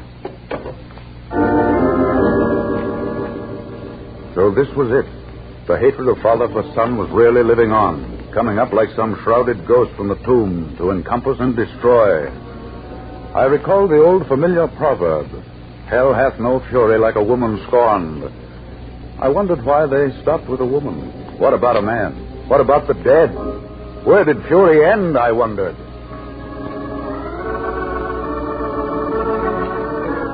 A few months later, I received my first letter from Phyllis. The change had done Paul good. He'd turned to freelance writing and was concentrating on radio scripts. They were building their lives anew. Yes, it was a long way from the grave of Francis X. Blair to the West Coast. Long enough, I hoped. I felt happy about Paul and Phyllis for the first time in months. But one night, quite unexpectedly, I received a telegram. It was from Phyllis. She told me the very thing that I'd been fearing. Paul had been committed. Committed to an institution for the insane. She begged me to come at once, and I saw there was no time to be lost. How to fight against a man dead these many months was a problem that offered no immediate solution. But there had to be an answer. Of that I was sure, and I meant to find it. I left that night by plane to enlist my services in the fight against hate and its vicious allies, the 7 deadly sins. Oh, Mr. O'Connell, I'm so glad you've come. I'm so glad. It's been a nightmare. And I'm glad to be here, too, young lady. I intend to see this thing through no matter how long it takes. Oh, thank you so much. Just take hold of yourself now until we have this thing licked.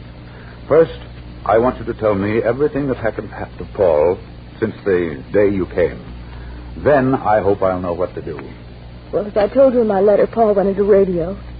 His training on the newspaper was excellent, and he turned out several very good scripts. One show in particular, he calls Happy Valley, was seriously considered by several agencies.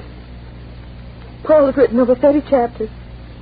You see, it's a daily serial about a disabled war veteran who comes home, and the story he tells about his readjustment into a normal society. What happened to it, Phyllis? He had a meeting 2 weeks ago at the agency. As I understand it, several people were present.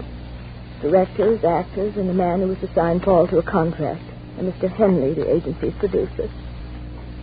He took Paul into his private office. Everything was going along nicely. They were about to come to an agreement.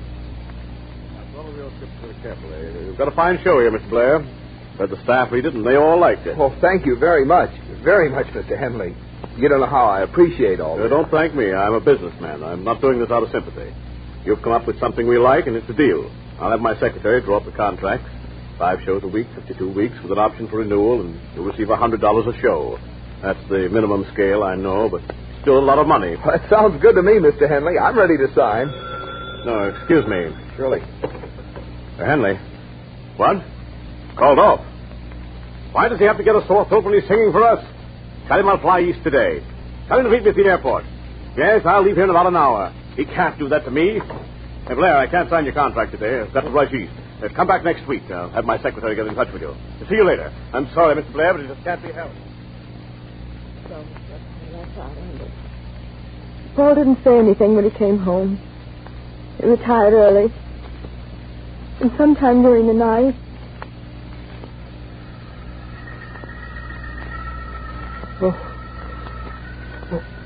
What's that? Who's there?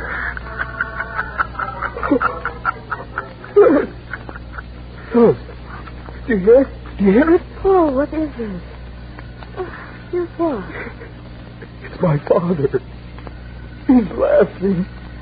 Laughing from his grave. Oh, Paul, that's nonsense. I don't hear anything. He's laughing at us, Phyllis. He's responsible for everything going wrong with me. Paul, please. I never should have married. Paul, stop. You don't know what you're saying. Oh, yes, I do. I know I'm through with everything. I can't stop my father from hating or from destroying me. It's no use, Phyllis. It's no use. I'm through. I tell you, I'm through.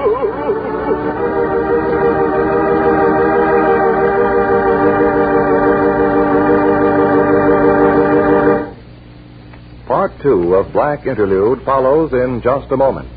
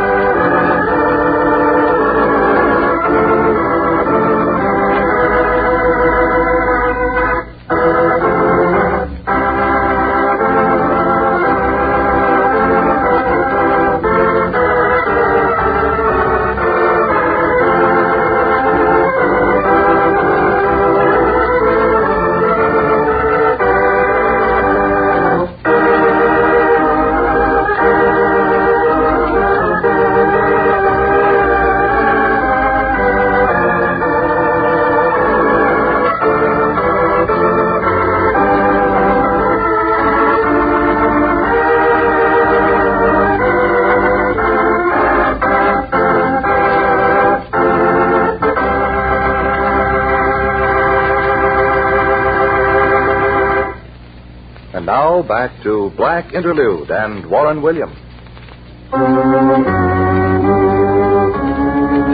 Next day, Phyllis and I motored out to the mental institution where Paul had been taken. The late Francis X. Blair had a fight on his hands, whether he knew it or not. For a while, Mr. O'Connell, we thought he was going to recover rapidly, but then he got worse.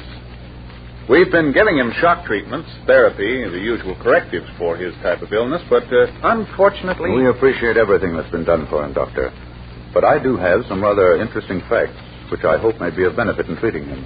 You see, Doctor, I represented his father legally. For the next hour, I told the doctor what I knew about the strange case of Paul Blair. I told him of a plan I had that might possibly help to restore the young man's reason. It was a gamble, I knew, but it was time to put our cards on the table. It was now or never. After hearing me out, the doctor agreed to my plan. We left without seeing Paul, but in a happier frame of mind. Later that afternoon, I called upon a friend of mine, a radio broadcasting executive. I told him the story. What you're asking me to do may cost my job, John, but it's worth a chance. Let's see. I've got a spot tomorrow afternoon, 3 o'clock. We're changing programs. I'll sandwich your show in. But only for one day, mind you. Believe me, Joe, I appreciate that one day. But if my switchboard is clogged with an angry mob calling for my neck, you know what you'd better do, don't you? Yes, I do. I'll start running. At 2:45 the next day, everything was in readiness for the experiment. A radio had been slipped into Paul's room. Phyllis, the doctor, and I stood outside his partly open door, waiting for the moment that was to lift him from his black interlude or to plunge him forever into the half-world of fantasy. Dejectedly, Paul sat in his chair, gazing off into nowhere. He looked forlorn, despondent. Our plan was a shot in the dark. But we were all praying for it to hit the mark. And then, at 3 o'clock...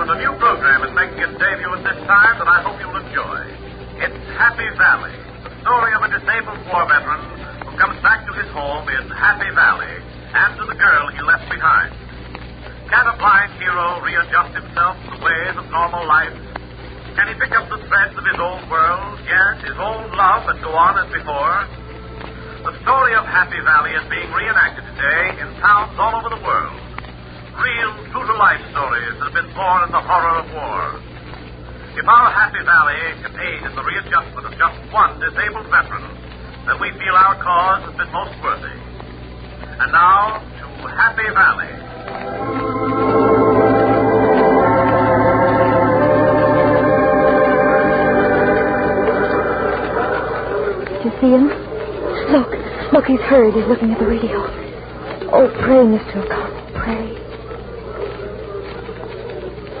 Folks of Happy Valley, as you all know, we're down here at the station today to welcome back our friend and neighbor, Sergeant John Watson.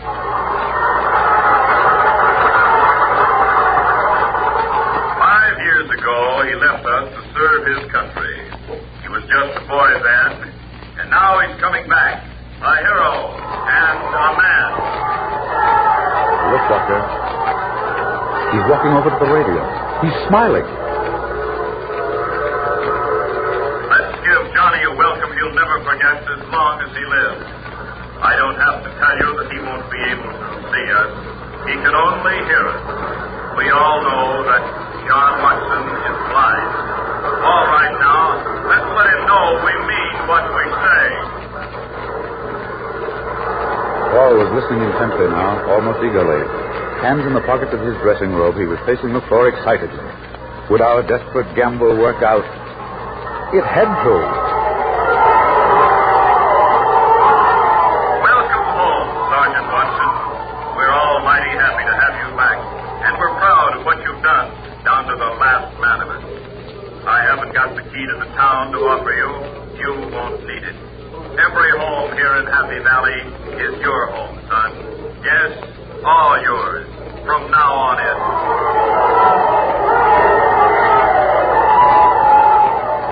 Well, thanks, everyone. Thanks a lot. You don't know what this means to me, after being gone 5 years, and 2 of it spent in a hospital. I can't see you, but I feel you, and it's the best feeling I've had in a long, long time.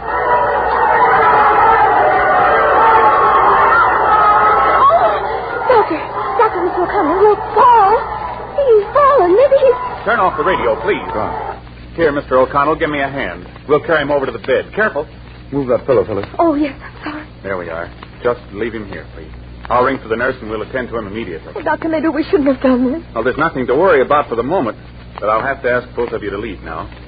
I'm sorry, Mr. O'Connell, that the experiment didn't work. No, I'm sorry, too, Doctor. Probably I let my hopes get the better of me. I'll let you know later whether or not this afternoon's experiment had any violent reaction. I'm afraid, yes, though... Doctor. I'm afraid that I made a jumble of the whole business. Thank you again. I'll call you later. Our return trip was a bitter one. We'd taken a chance and lost. Instead of shocking Paul out of his mental depression, my idea had caused a complete collapse. As we walked slowly into the Blair apartment... Excuse me, Mr. O'Connell. Yes? Is Mr. O'Connell there? This is Joe Parnell at the radio station. I've been trying to locate him for an hour. You, Mr. O'Connell. Thank you, Phyllis. Hello?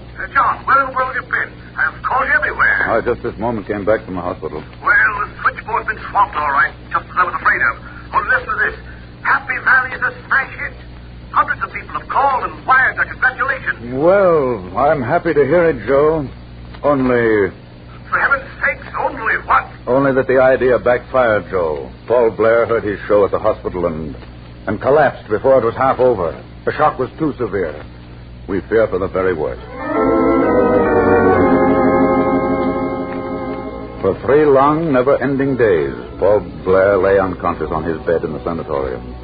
I felt chagrined, angry that I permitted myself to take such a desperate chance. I wondered through those long hours of Paul's black interlude whether or not the evil voice of his dead father was reaching him. Had Francis X. Blair achieved his bitter revenge even from the depths of his grave? Phyllis and I waited impatiently to learn the answer. Yes? Mrs. Blair, this is Dr. Fry. Yes, Doctor, what is it? What is it? Paul regained consciousness about an hour ago. I'm very happy to say he appears to be quite rational. He's asking for you. Oh, thank you, Doctor, thank you. Oh, I'm so happy. I'm so happy.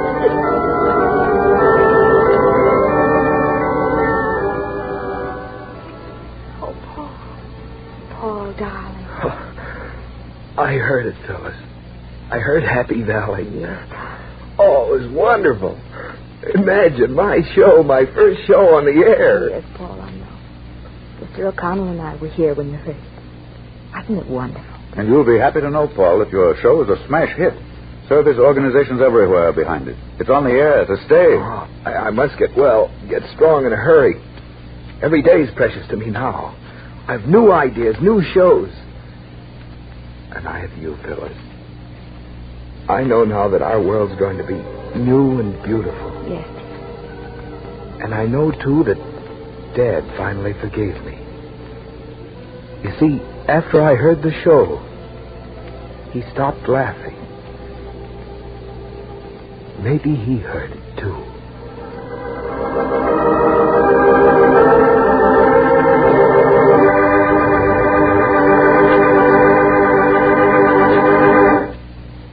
Warren William will be back in just a moment to tell you what the official records say about the probate cause of the Black Interlude. But first, here is a word from our sponsor.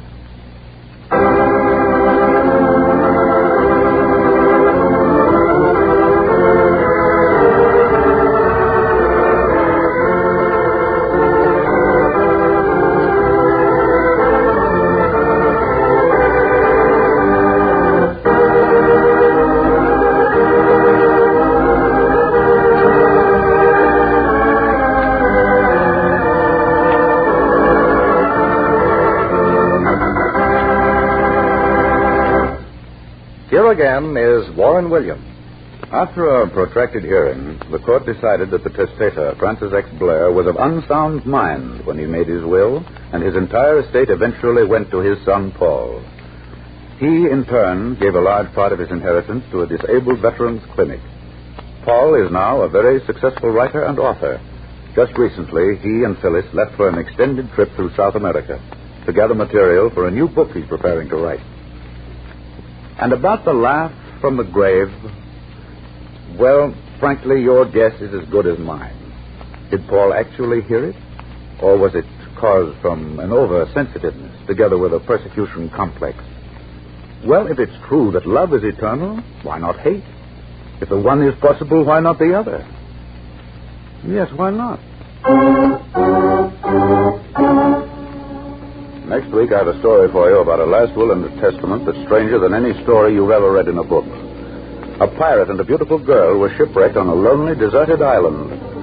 Unfortunately for him, he was mortally hurt in getting ashore.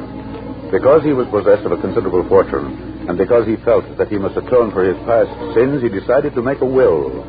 But he had no paper, no pencil or ink. And yet he made a written will that found its way back to civilization and the courts. And how did he do it? Well, when you hear the story...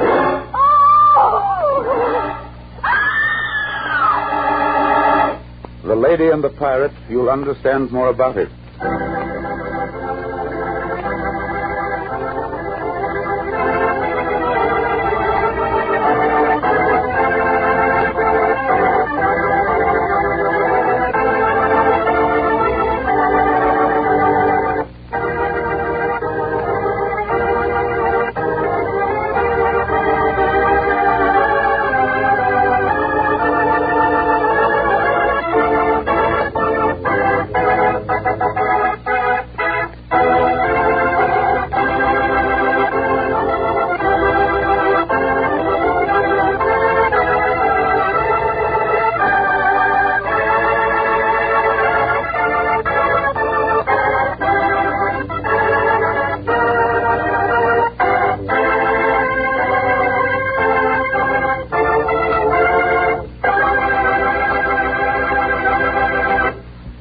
Warren William, inviting you to listen again next week.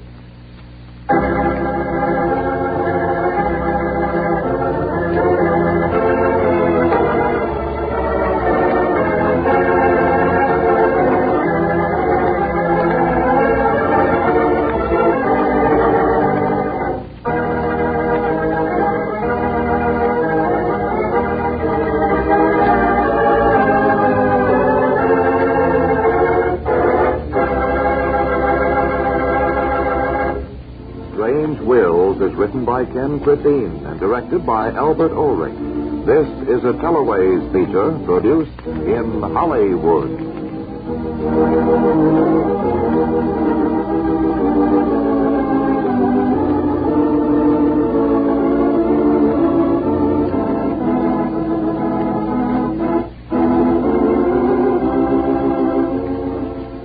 And now back to The Lady and the Pirate and Warren William. The battle raged on. I saw our gallant captain fall, slashed by a dozen cutlasses. And then, through the melee, I saw the man I'd sworn to capture and hang. There he was, Black Richard, brandishing his heavy cutlass now red with blood. I challenged him. Black Richard Templeton, surrender in the name of the king. You asked Black Richard to surrender? Look around you, lad. You've not a handful left alive. As long as I'm alive, I intend to run you through. Why, you young pipsqueak, I'll slice the ears off your curly black head. That I promise by the beard of Beelzebub. Your faith is not so haughty now, Black Richard. Your eyes are blinded by your foul blood. I got him, Black Richard. Crashed him right into the sea with a belaying pin, I did. Oh, Captain, your face is based in a bit. Here, Captain, sit down when I finish off the rest of this high-born scum. It'll only take a blooming minute. My unexpected fall into the water revived me almost immediately. Looking up at the ship, I saw that I had fallen close alongside Lady Ruth's cabin. Cecile was at the window, looking frantically down at me. Hurry, Mr. O'Connell, hurry. The pirates have come below. Go first, Cecile. Hurry, Chipmunk. I'll get my jewels. Open up, then, there. Open up or I'll carve the heart out of your body. Here I come, Mr. O'Connell. All right, Cecile, quickly now. Ruth! Ruth, where are you? Hurry! Hurry! Well, shiver my timbers. Look what I captured. Cecile and I, clinging to our spar, watched the Royal Vengeance break out in angry flames and then, like a tired warrior, slowly sink into a foaming sea. In the far distance, we could see the pirate ship Elizabeth settle slowly by the bow. It had been a death struggle. But fate was kind. The very next morning, a British man-of-war sighted us adrift and saved our lives.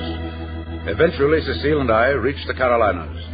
But the weeks passed, and nothing more was heard about the gallant crew and the Royal Vengeance, or from Lady Ruth. Strangely, too, nothing more was heard from Black Richard. He had disappeared just as mysteriously as the rest. What had happened? I was sitting in my chambers one afternoon, almost 2 years later. There's a lady to see you, sir. She says you will recollect. Her name is Carroll. Lady Ruth Carroll. What? Lady Ruth Carroll? Oh, I can't believe it. You, Lady Ruth. Your obedient servant, sir. May I enter? Oh, by all means. But you must be a ghost. I simply can't believe that you're alive. Here, sit down. Thank you. I had great adventure, Mr. O'Connell. I've lived and I've learned. I'm not the same girl you once knew.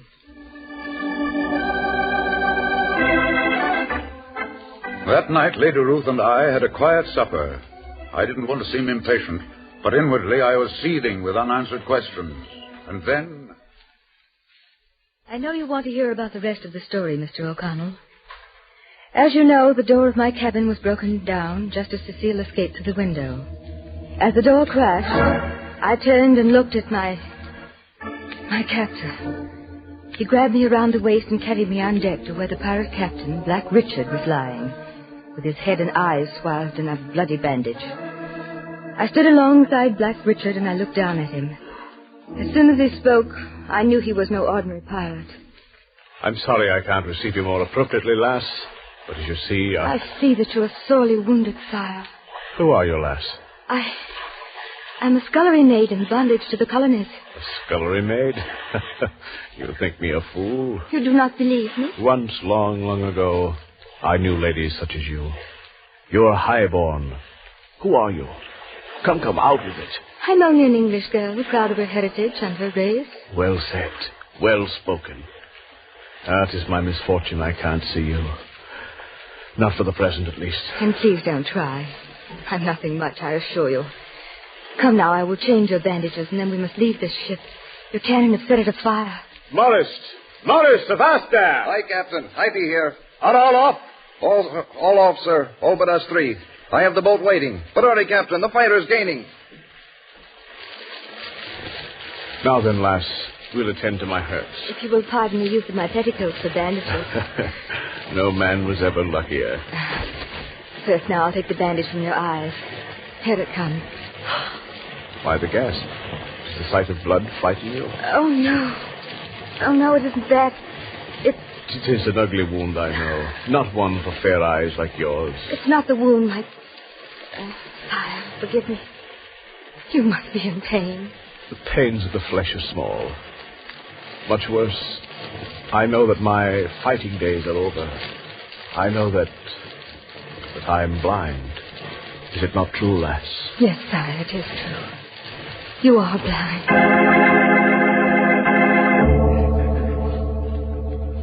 The three of us set out in the small boat. By that time, the Elizabeth had sunk beneath the waves. During the night, we suffered our first casualty. Morris, the pirate who accompanied us, was washed into the sea. Finally, after I'd given up all hope, I sighted land. It turned out to be a small, uninhabited island. Our landing through the heavy surf was miraculous. Black Richard was greatly weakened through the loss of blood. I half carried, half dragged him up the beach. He spoke to me weakly. So this is the finish for Black Richard, scourge of Britain. It is well. It's only right that you know that for 10 years I've been at war with my own beloved land, my own British Isle. I built a free country in the wilderness, one where there's no servitude, no bondage. But now, for me, it's over. Yes, over, but for one last task. Lass, in England I was once a rich man. My fortune is still there. I'm alone, having neither wife nor child. Only a sister, God bless her memory. But she's wealthy in her own right. I need someone to bring the money back here to my new country. If I die without a will, it will revert to the crown. Lass, if you could see the smiling faces of the people who live free of bondage. There's nothing I would rather see, Richard. And you shall, too, because I'll tell you where my free land lies. But first, I must draw a will. You shall be the beneficiary. And I have your solemn word that the money will be turned over to my free colony? My solemn word, sire. I have naught but my dagger. Help me to my knees, child. Yes, sire. I'm up. Now, lass, in the name of a free people, bear your back. I'm taking my dress off. I shall hurt you, child, mightily. I shall try not to scream. Hand me my dagger. Here, sire. Ready? Ready, sire.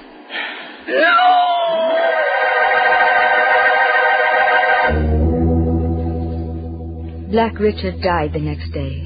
I buried him and marked his grave. A short while later, a passing ship rescued me. It was bound for free land, Black Richard's home. What I saw there confirmed everything he told me. Mr. O'Connell, I'm going back to England and to bring back Black Richard's fortune back to those people. And I shall join them in their new way of life. But, Lady Ruth, Black Richard has no standing before the British courts. Even if he had a fortune, if it became known, it would be confiscated by the Crown. Black Richard Templeton was a fictitious name, Mr. O'Connell. There's another name. A real name that he once bore honorably. No one shall know that there was any relationship between the two. Only you and I. But, Lady Ruth, I am the King's counselor. I have sworn allegiance to His Majesty. But first I shall take you to visit the people of Freeland. And then you can make your own decision.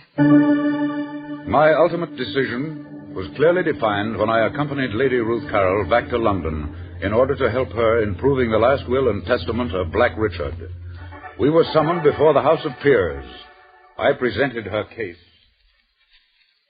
My lords, because of the mitigating circumstances which will be known to you, the last will and testament of the deceased can never be actually filed. But I have brought the sole beneficiary before this august body in order that each of you can personally examine the document. Lady Ruth Carroll, I ask you now to disrobe before the House of Peers. Oh, believe me, my lords, I do not show disrespect to either Lady Ruth Carroll or to you. Rest assured that only her back will be exposed. Are you ready, milady? Yes, Mr. O'Connell. Will you please walk up to the lords, milady, and let them examine your back? And with your permission, my lords, I shall read the words tattooed across her back. All to bearer. Signed, Sir George Pemberton, 1724. Many of you remember Sir George Pemberton. He sailed for the colonies 10 years ago. Little was heard of him since, save only that he purchased an island in the Bahamas. But by fate or providence, as you will, Sir George Pemberton lived long enough to carve his last will and testament on the back of his own sister.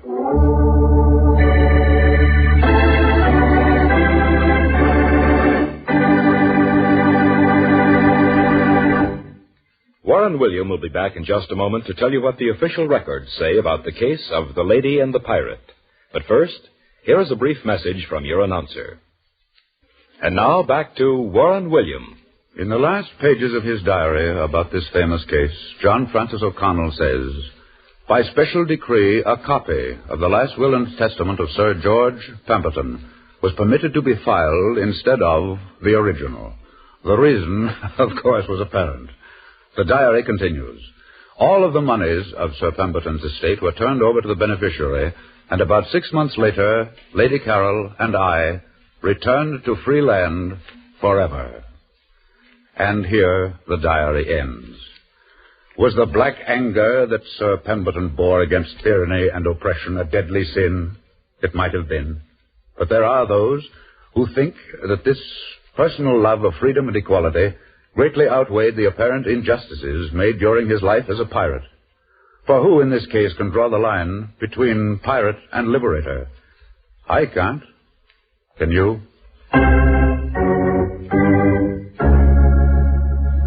Next week, my story is about a man who, in his last will and testament, bequeathed the one and only thing he held most dear in life to, of all people, his competitor. It was not money nor jewels, but much more important, the girl he loved and hoped to marry. Fortunately for all concerned, this will was never filed for probate. But you'll hear a story as beautiful, as poignant, and as realistic as any ever heard before. We call this unusual story The Prince of Broadway. This is Warren William inviting you to listen again next week. Strange Wills is written by Ken Crapine and directed by Albert Ulrich. This is a Teleways feature produced in Hollywood. Strange Wills. Stories of strange wills made by strange people, starring the distinguished Hollywood actor Warren William, and featuring Perry Ward, Lorene Tuttle, and an all-star Hollywood cast, and the original music of Del Castillo.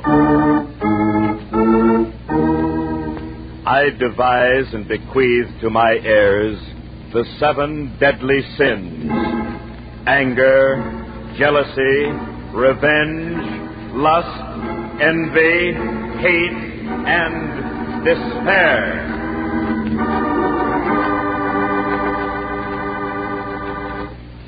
And here is our distinguished star of radio, screen, and stage, Warren William.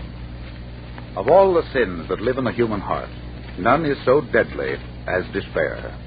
It has been truly spoken that when a man loses faith in his friends, his neighbors, and himself, he is truly in a sorry plight. Harry McNeil, the Prince of Broadway, on a certain night not long ago, learned the full bitter meaning of the sin of black despair. I'll tell you the story in just a moment, after we hear a word from your announcer.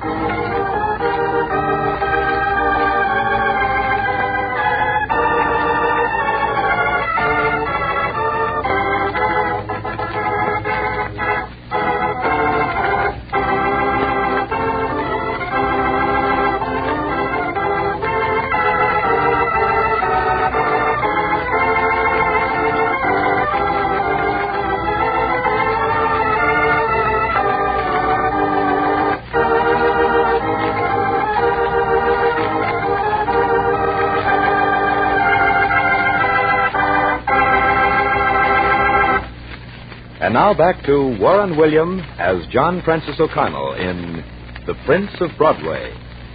These are stories of strange wills made by strange people.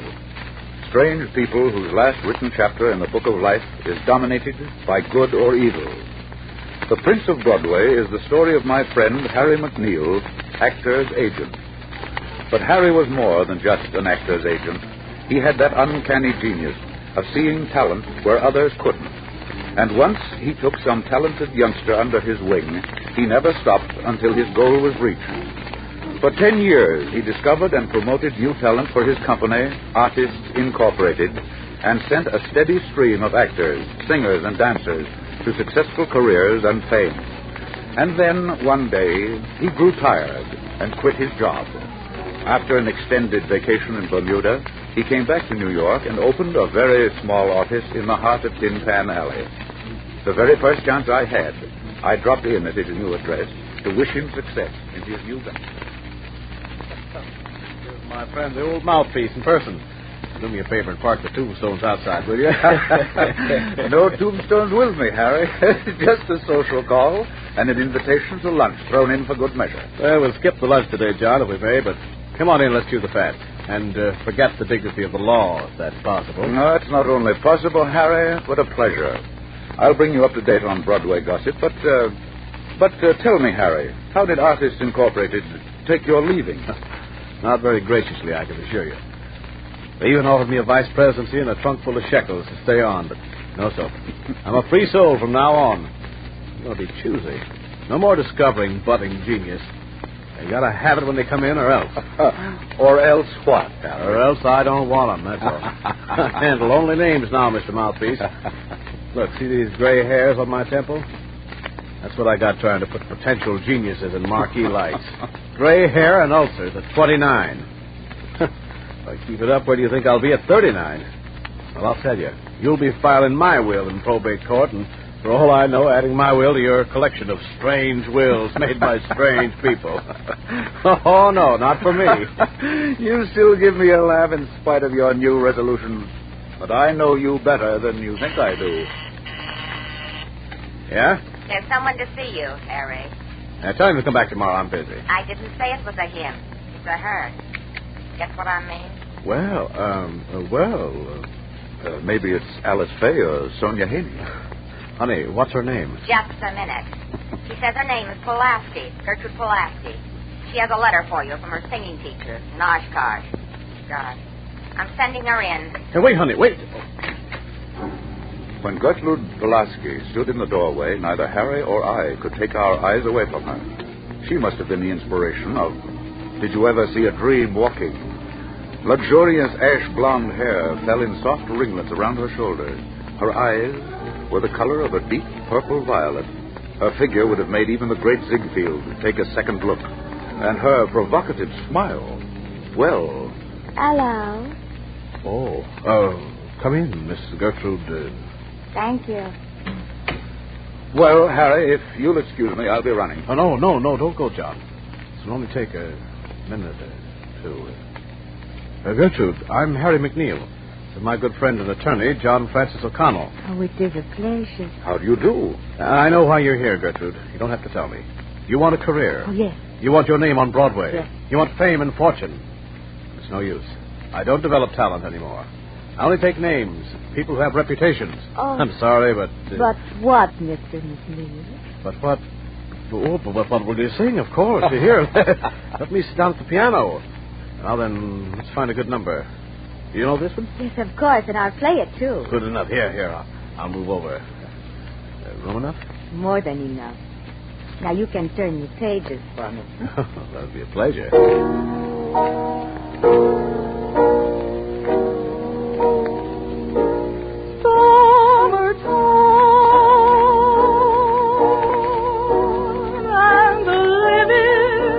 Hold it, just a minute. That's enough. Look, Sugar, let's relax and sing it a little bit lower, will you? Now, this isn't an audition for the Met. These words were written right from some guy's heart. I want you to sing them from your heart. Okay, move over and let me play it for you. Now, let's try it again. Yes, Mr. McNeil. Okay.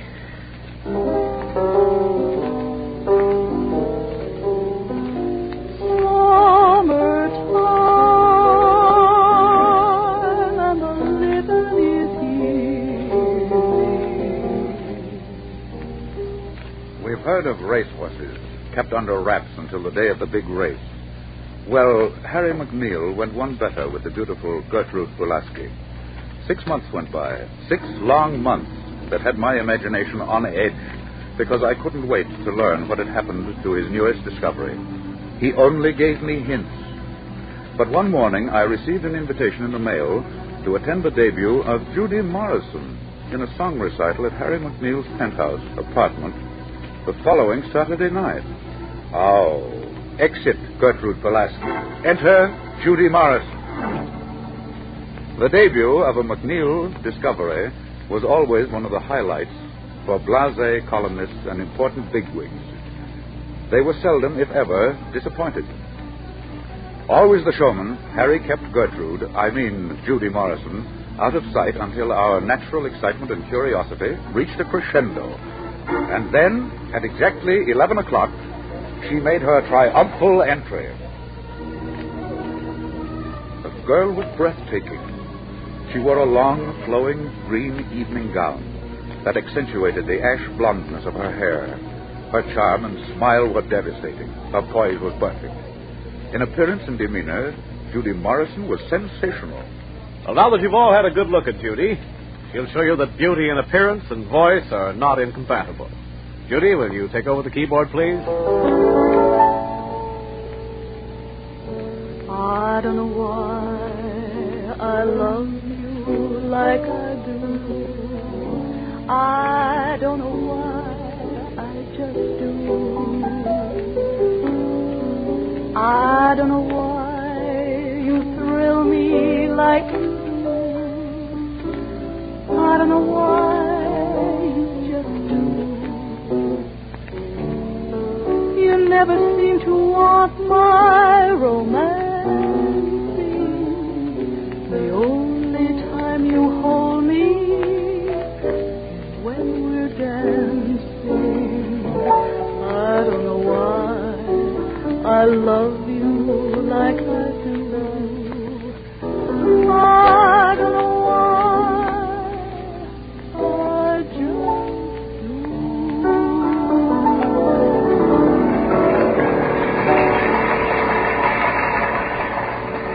Well, Judy, you've seen how your friends and mine like you. Supposing you thank them in your own way. Of course I do thank you so very much. But you and I, all of us, have this night been privileged to worship at the altar of a genius. The genius of Harry McNeil. Everything that I am, that I may one day be, I owe to him. His unselfish love, his patience, his wisdom, I only wish that he loved me half as much as I love him. From that night on, the ultimate success of Judy Morrison was an accepted fact. Harry arranged for her triumphal appearance at the world-famous Rococo Room. The papers were filled with stories about her. But the day before she was to open, a storm broke. Harry called me. Here he is, John. I don't want to tell you about it over the phone, but I need a good lawyer. Quick. I'll come over right away, Harry. When Judy came to my office that day, she had a letter for me. I forgot to ask her for it, and she forgot to give it to me. It was a letter from her singing teacher up in Oshkosh, addressed to Artists Incorporated, to my attention. You see, John, everything was wonderful until her teacher came into town to attend her opening. He went over to Artists Incorporated to thank them for what they had done, and then bluey they found out that Judy was their property. I'm accused of piracy. But much worse, John. They've succeeded in blackballing Judy from every top spot in the country. As long as I have her under my wing, Judy will never get a job. I'm really sorry to hear this, Harry. Can't we make a deal? No, it's out of the question. They hate me for pulling out, and they're after my scalp. But, John, nothing must stand in the way of Judy's career. I've never told a living soul, much less Judy, but I'm in love with her. From the first day she stood in that doorway, I fell head over heels in love. Well, why don't you tell her? After all, marriage still comes before a career in my book. How do you know that Judy will... No, John. You see, we belong in different schools. To us, the theater is theater. It transcends everything. The show's got to go on. Judy will be everything I planned for her to be. I'll tell you how I want it worked. Draw up my will. Well, what are you going to do? A Broadway from Brooklyn Bridge? No, not that. I want you to will Judy Morrison, body and soul, to Artists Incorporated. Harry, you're talking like a fool. Well, if they own her, she'll go to town. She'll be where she belongs, on the top of the heap.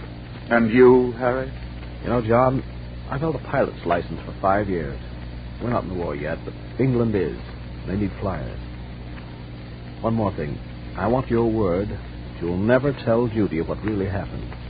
Tell her, yes, just say that I got tired of going on. That I did everything I could for her, and from now on, she's on her own. I never thought that I'd live to see the day that you'd run out on Judy. You'll never know, John, how black, how bitter despair can be.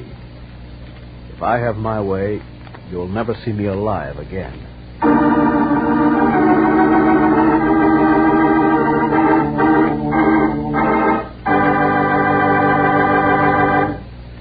Part 2 of Strange Wills will follow in just a moment.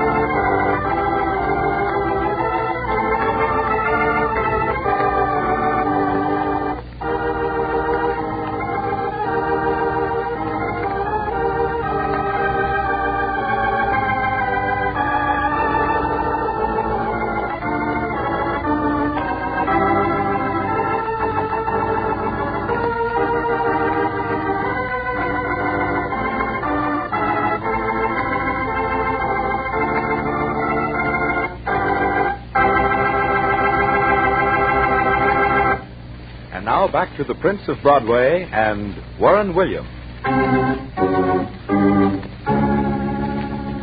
My friend Harry McNeil disappeared from the world of men. Meanwhile, under the banner of Artists Incorporated, Judy Morrison became an overnight sensation. One night, Judy called me and asked me to meet her at the Swank Ziegfeld room, where she was currently appearing. I noticed a tenseness in her voice. John, I can't hold out any longer. I've got to know why Harry threw me over. It wasn't like him. Why is that important, Judy? Haven't you got what you wanted from life? Beauty, charm, talent, fame? You're the toast of Broadway. Values in life change, John, believe me. 9 months ago, I thought that was what I wanted. I thought that success was all that mattered. But I've changed. John, you never know what is in your heart until someone you once loved is gone. Now I know how very deeply I loved Harry. It was because of him that I was able to reach this thing we call success. I know now that he was my inspiration. I want him, John. I want him with all my heart. But he's gone, Judy. He joined the RAF. That's all any of us know. He's never written a line to a single one of his friends. John, tell me honestly. Did he love you? Well, really... You've got to tell me. You see, if Harry loved me, I'll search the world to find him just to sit at his feet. If he didn't, if he really tired of me, if I must abandon hope, then I'm going to marry Felix George, the vice president of Audition Company. He proposed to me last night. I said I'd give him my answer tonight. If ever a man was saved with a bell, it was I. Judy was called to go on with her act, and I was left alone to ponder the question of legal ethics and love. I was sworn to silence by my client, and yet I wanted to tell Judy the truth.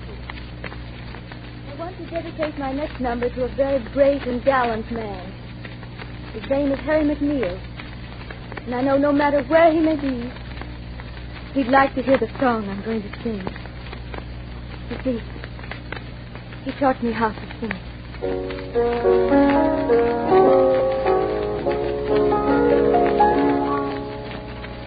When my dream boat comes home, then my dreams no more will roam. I will meet you and greet you, hold you closely, my own. Moonlit waters will sing of the tender love you bring. We'll be sweethearts forever. When my dream boat comes home.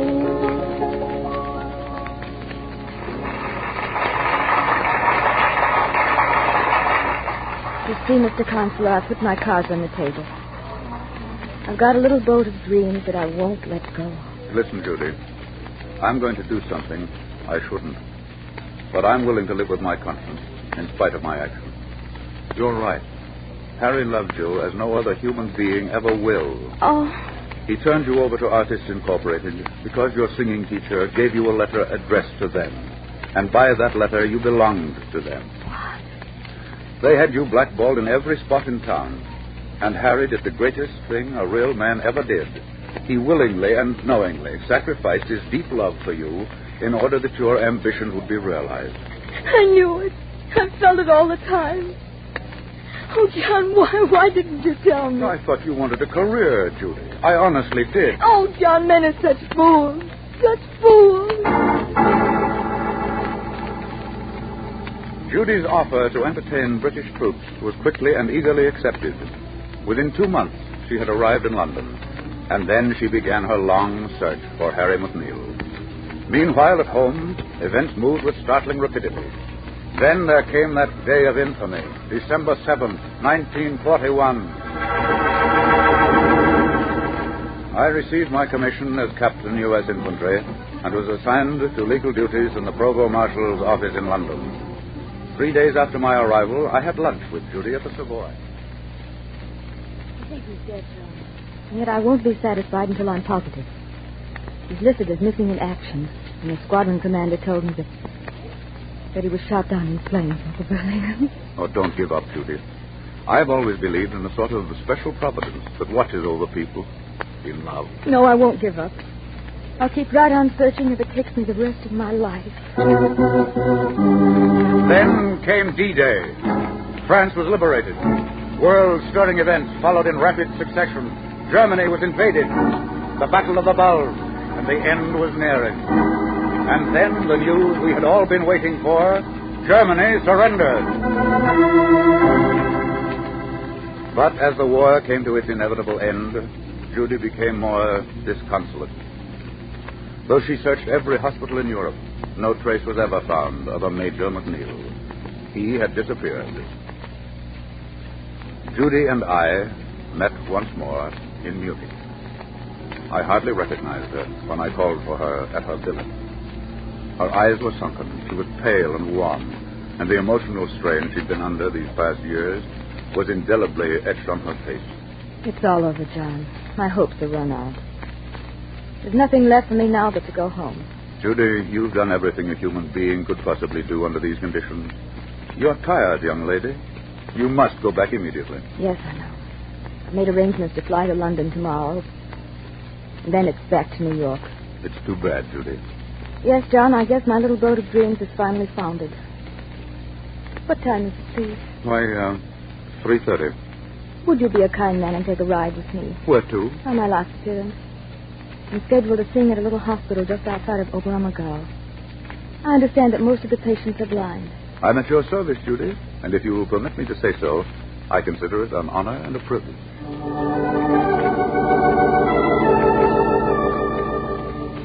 We have only about 60 patients. They are nationals of every country in the world. Are they all blind, Doctor? Most of them. But we have about 20 who are psychopathic cases. We are especially happy that you have come, Miss Morrison.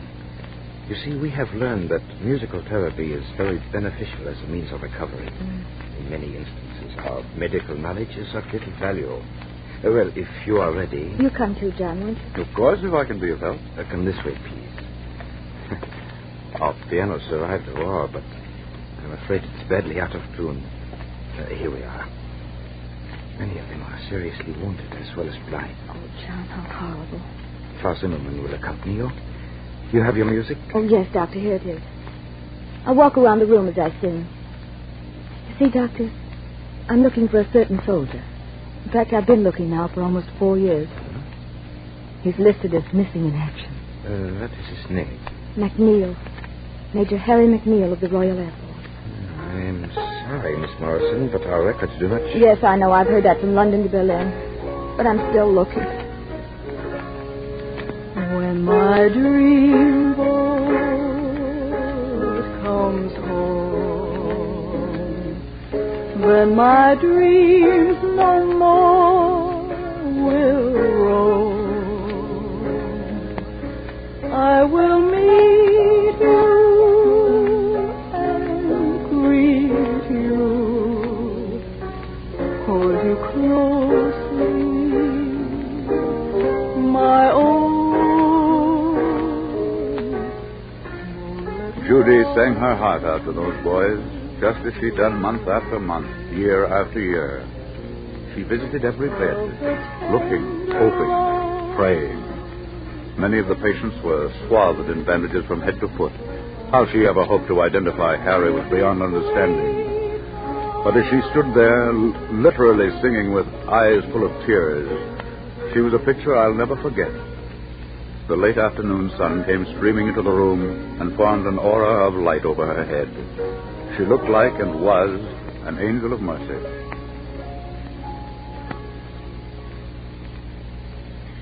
Oh, John, my last hope is gone. Take me home, please. We walked slowly to the door. Her head was bowed. Judy was crying softly. Just as we reached the door, she stopped. She turned and took a last lingering look round the room. The sun had dipped even lower and shone across the beds of the wounded, making long, grotesque shadows on the wall. And then we walked out through the door. Suddenly, Judy raised her head. Her eyes had a wild, startled look. She grabbed my arm and looked up into my eyes. John, the ring. I saw it. The ring. His ring. Oh, what a fool. She turned and ran back into the room. Ran to the bed of a man swathed in bandages from head to foot. Only his hands were showing. And on his finger, I saw the ring. A black onyx stone that caught the last faint shimmer of sunshine. Judy was kneeling at the bed, sobbing as only a desperate love can sob. I found you, Harry. I found you. She stood silently by, watched through tear-filled eyes. We saw the hand of our brave and blind Major Harry McNeil close tenderly over her.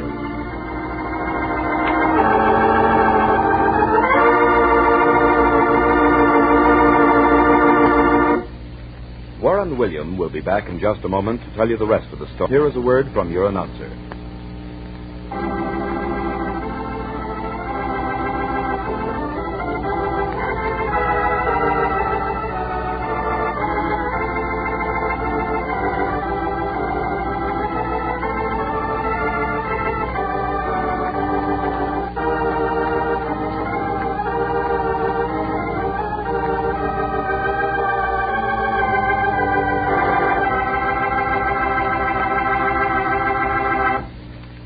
And here again is Warren William. Judy and Harry were married the next day, and I had the honor of being present at the bedside ceremony. Harry was invalided back to the States and is now living with Judy on a little farm in Connecticut. Judy, of course, after her long and meritorious service record, is again the toast of Broadway. And Artists Incorporated, in spite of Harry's protests, have elected him a vice president and have his office ready for him as soon as he is able to return. And so, two wonderful young people found out that the theater and love are not only compatible, but necessary for a complete happiness. And Harry's famous will, well, I just added it to my collection of strange wills.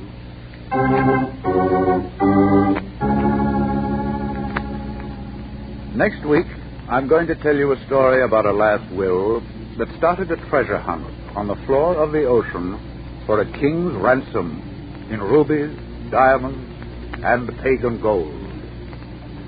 The log of the Spanish three-master, Toledo, was washed ashore on a desolate West Indies island through modern science and the skill of a beautiful young forensic chemist. The last position of the ship was discovered not only by Captain Paul George, courageous young American, but, unfortunately, by the desperate crew of an ex-German U-boat who had fled Germany at the end of the war. What took place at the bottom of the ocean is a thriller that I promise you won't forget for a long time to come. We call this strange story Treasure to Starboard. This is Warren Williams inviting you to listen again next week. Strange Wills is written by Ken Crepine and directed by Albert Ulrich. This is a Teleways feature produced in Hollywood.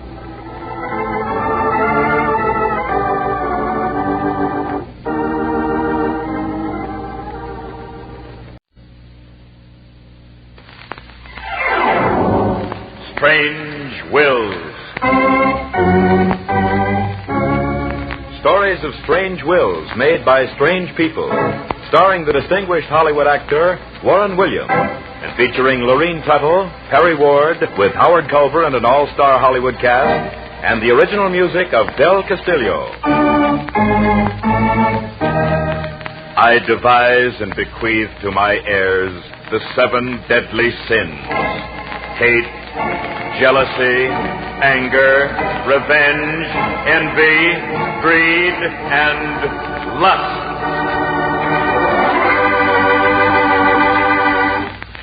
And here is our distinguished star of radio, screen, and stage, Warren William. Strange wills are stories of strange and unusual testaments, many of which, when read between the lines, bring to light stories of dramatic intensity that defy our imagination. Names, places, and time have all been changed, so that no reflection can fall on any person or persons, living or dead.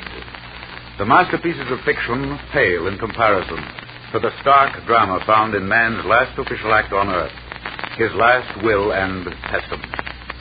You'll see what I mean in just a moment. But first, let's listen to a few words from your announcer.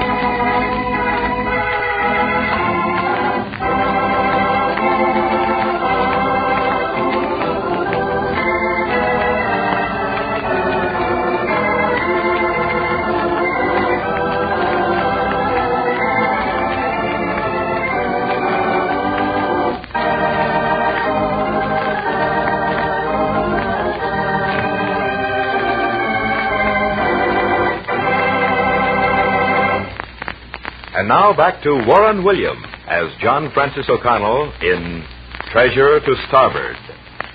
This is a story of sunken treasure, of blood-red rubies, sparkling diamonds, and lustrous pearls. But these were but a part of this priceless treasure trove. There were golden statues of pagan gods encrusted with precious stones. There were amethysts, opals, and gold. Gold. Gold.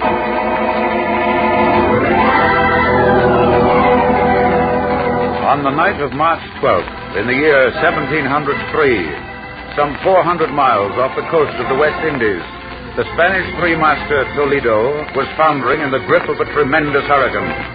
In his cabin, Captain Fernandez was hurriedly drafting his last will and testament. He and his crew knew that death rode the gigantic waves and that hope of survival was an improbability.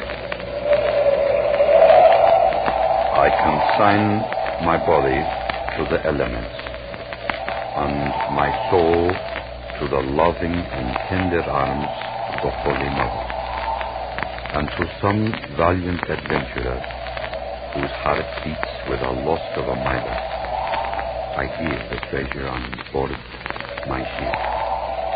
Our position is longitude oeste. We're about to burn the ship, Captain. Hurry, hurry! No, Jose, I shall stay. Go, all of you, and may heaven protect you.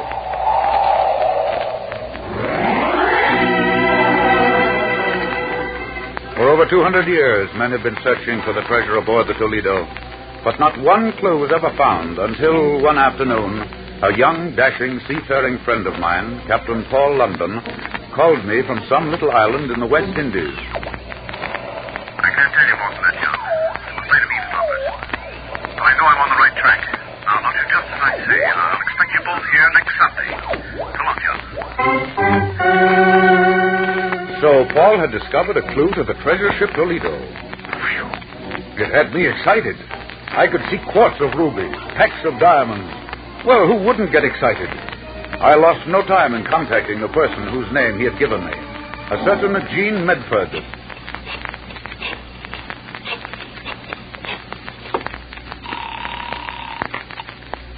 Hello?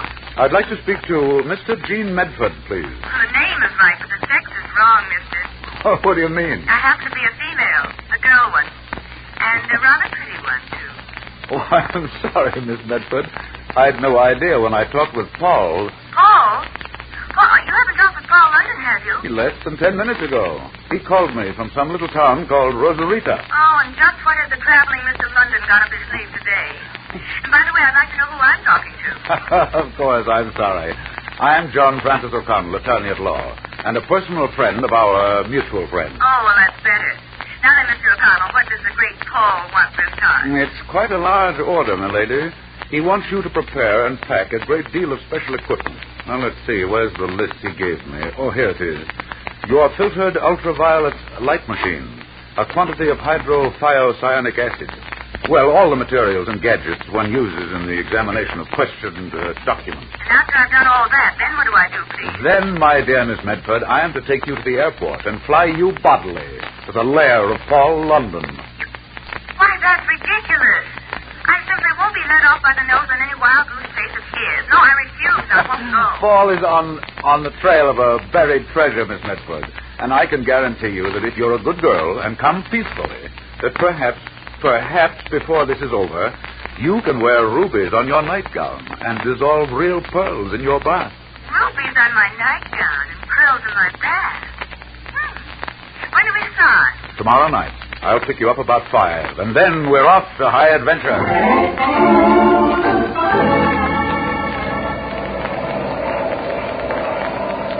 Fasten your seatbelt, Jean. We're over Rosarita, and I don't know what kind of a field this is going to be. Gee, I'm excited. Take it easy now. No crash landing. My nerves are on edge. So am I. Hang on, we're going down. I'm ready.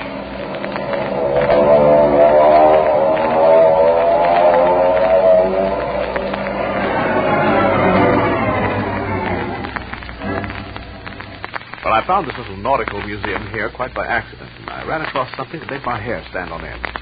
In one of the exhibits, I found 2 pieces of evidence that sent me to the telephone when I called to John. Well, for heaven's sake, don't keep us in suspense any longer, Paul. What's in this exhibit that makes you think you know where the Toledo lies? Wait, John. Talk in a whisper. There are some strange-looking characters on the loose in this country. We can't be too careful. If this news ever got around... Looking for an alibi already, Paul? Oh, no, of course not. I'll tell you what I found. I found the water-soaked log of the Toledo. Every word has been washed out by seawater except the ship's name carved on the cover. Ah, I'm beginning to see the light. And Jean here with all her paraphernalia. That's right. Modern science will let us read that log. If the captain of the Toledo lived up to the code of the sea... We will find the position of his ship when she went down. Well, so far, so good. But how does Paul intend to get the log? I'll leave that to my gentle but persuasive administration. The main thing is this. I'm going to get possession of the log of the Toledo for one night only. Jean, I want you to set up your apparatus here in this hotel room and wait until I return. Well, how about me, Skipper? Need any help? No, John, I think I can handle this alone. Remember now, I'll be back in 2 hours. Have everything ready. And supposing the handsome male lead shouldn't come back? Well, in that event, simply fold your tent like the Arabs. And silently steal away. Right. Jean worked feverishly the next hour, getting her chemicals and equipment set up for this exciting moment. And then, quite suddenly... Will you see who it is, please, John? Don't let anyone come in. Very well. Paul! Good heavens, you're wounded. Here, let me help you. Paul! Oh, Paul, what happened? The log, did you... I'm all right. Just hit my shoulder, but I've got it. Look. Oh, here, give it to me. John, help Paul get his shirt off. I'll get some antiseptic. Sit down on the bed, Paul. Here. I'll rip this shirt off your shoulder. Easy now. It's just a flesh wound, John. Don't worry about it. What worries me is the man who took the shot at me. Did you recognize him? No. I got a good look at his face, too. He was blond, solid, had a German face. You don't imagine someone else? Well, I don't know, John, but there's that chance that someone else is as smart as I. Bragging again, huh? Here, now, let me see that wound. Well, no bone smashed. Could have been worse. Hold still while I wash it. Oh. Sister, now hold still. Now a bandage. And in 2 minutes, I'll have you ready to lift your weight in Wildcat. The way I feel just now, those Wildcats would have to be about 2 days old.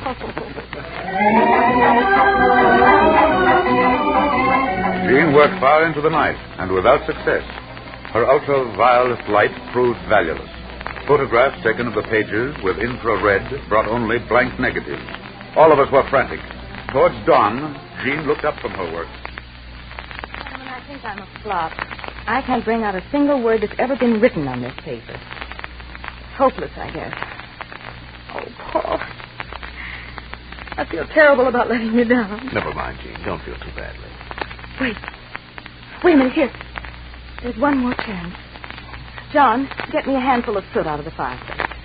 Put it in this dish for me. One handful of soot coming up. Thank you. Now, John, come over to the table with me. Paul, you lie down here. Okay, Duchess. I'm going to plug in this special ray lamp. It throws a pinhole light. It must be parallel to the page in the log. If there's one single solitary indentation left, it'll bring it out.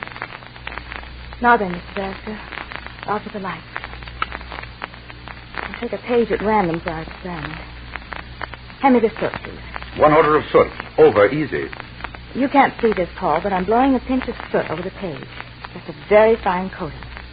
It'll work its way into any depression on the page. Now I'm letting the pinhole of light traverse across the page. Look, Jean. I see a part of a letter forming. It makes a distinct shadow under the light. It's working. Take it easy. It's too early to crow. Say, if you think I'm going to lie here on the bed while you two solve the mystery of the log of the Toledo, you're both nuts. It is working. Look. There's an S. A-Y. Oh, good. Now I'm going over to the back of the book and work forward. We've got to find the final entry. More soot, please. Lots more. Page after page. Page after page. Our faces were drawn and haggard. And then... Here it is. I've raised some more shadows. Oh, Paul, John. We found the last page of the log. The next few minutes will tell the story. It looks like a number. It is. It's a 6 and a 2 after it. 62. That must be longitude. Yes, of course, longitude, 62 degrees. Here comes the rest. What is it, Jean? It looks like a 1. I can't be sure. And the next number is... Oh, No. You will remain seated, please. Carlos, turn on the light. Sí, mi comandante. If you would avoid personal danger, you will not attempt to interfere. You see, I am armed. Good. Now then, permit me to introduce myself.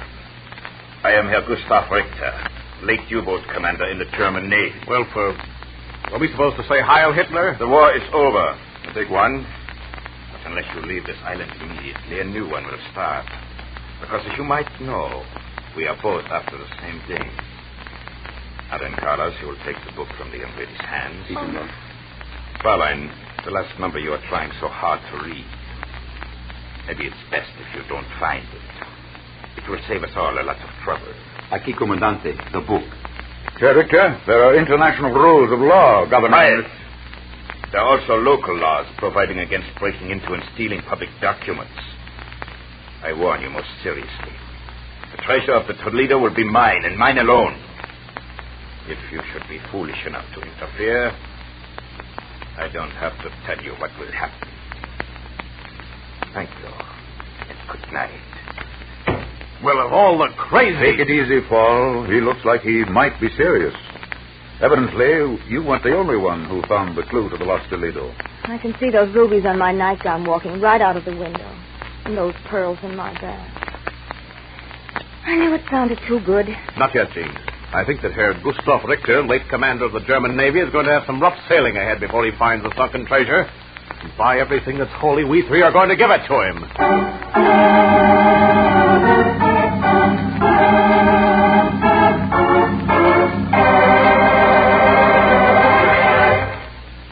Part 2 of Strange Wills will continue in just a moment.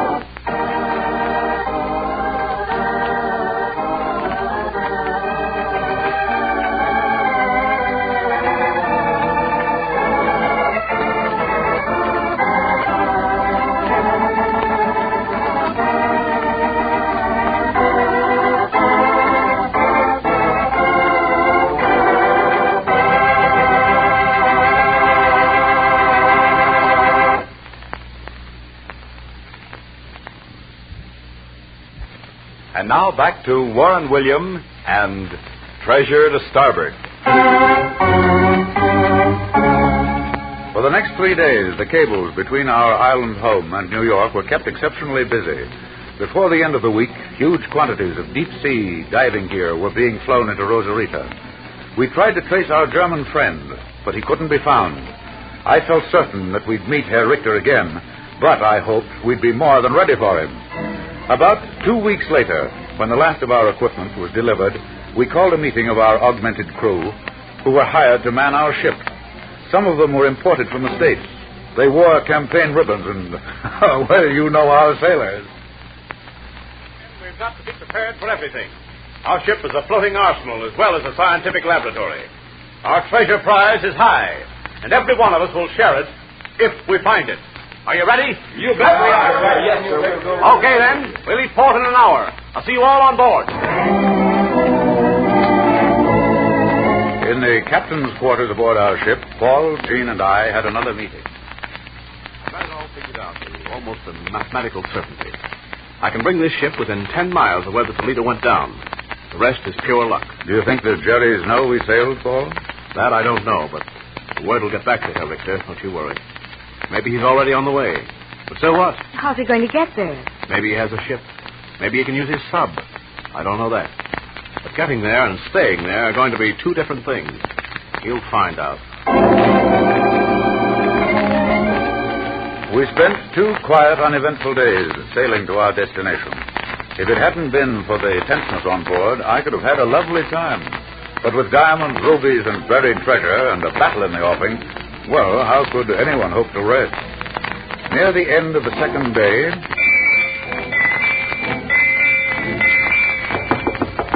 Come in. Just picked up this message, sir, from the SS Juniper bound for Boston. Thank you. SS Juniper reports sighting a strange submarine at 14 o'clock. Craft heading northeast by east. Refused to reply to radiograms. May possibly be an escaped Nazi sub. Be alert. Well, there's our answer. Herr Richter's on the way. We better be ready tomorrow when we meet him on the floor of the ocean. We arrived at our calculated position sometime during the night and lay to. No sooner had we dropped our anchors than the crew took to the boats and began sounding operations to determine the depth of the water around us.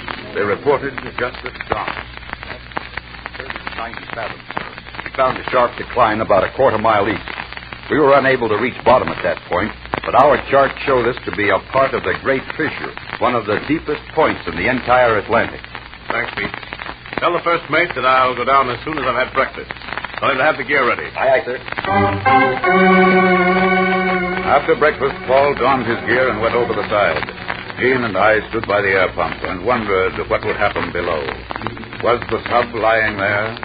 Would they locate the rotting hull of the Toledo? Would they find the treasure before us? These were anxious moments. Paul kept in constant touch through our sea phone. Paul, can you hear me? Still going down. Getting darker. Turning on my pressure light. Now on the bottom. Oh, John, so far so good. Yes, Jean, so far so good. The wreck ahead, our ship, has 2 stacks, circling to avoid fouling their line. Reach the edge of the outer fissure, we'll follow it. Water beyond fissure very black, very deep.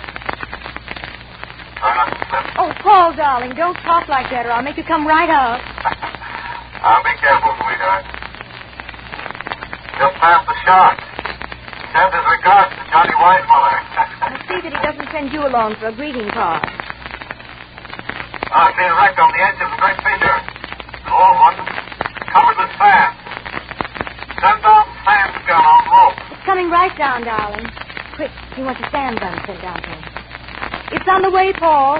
Be careful now. Going to blow a little sand away and see if I can discover the identity of the ship. John, come here, please. Listen to the phone. You hear anything? Let me listen. Paul, this is John. Listen. Come up at once. The sub is in the vicinity. We've just picked up the sound vibration. Hurry, man. Hurry. I feel it too, John. Just a minute more. I'm getting a piece off this old well. I'll bring it up. Okay, I've got it. Race away. Start the wind. She's coming up. Hurry.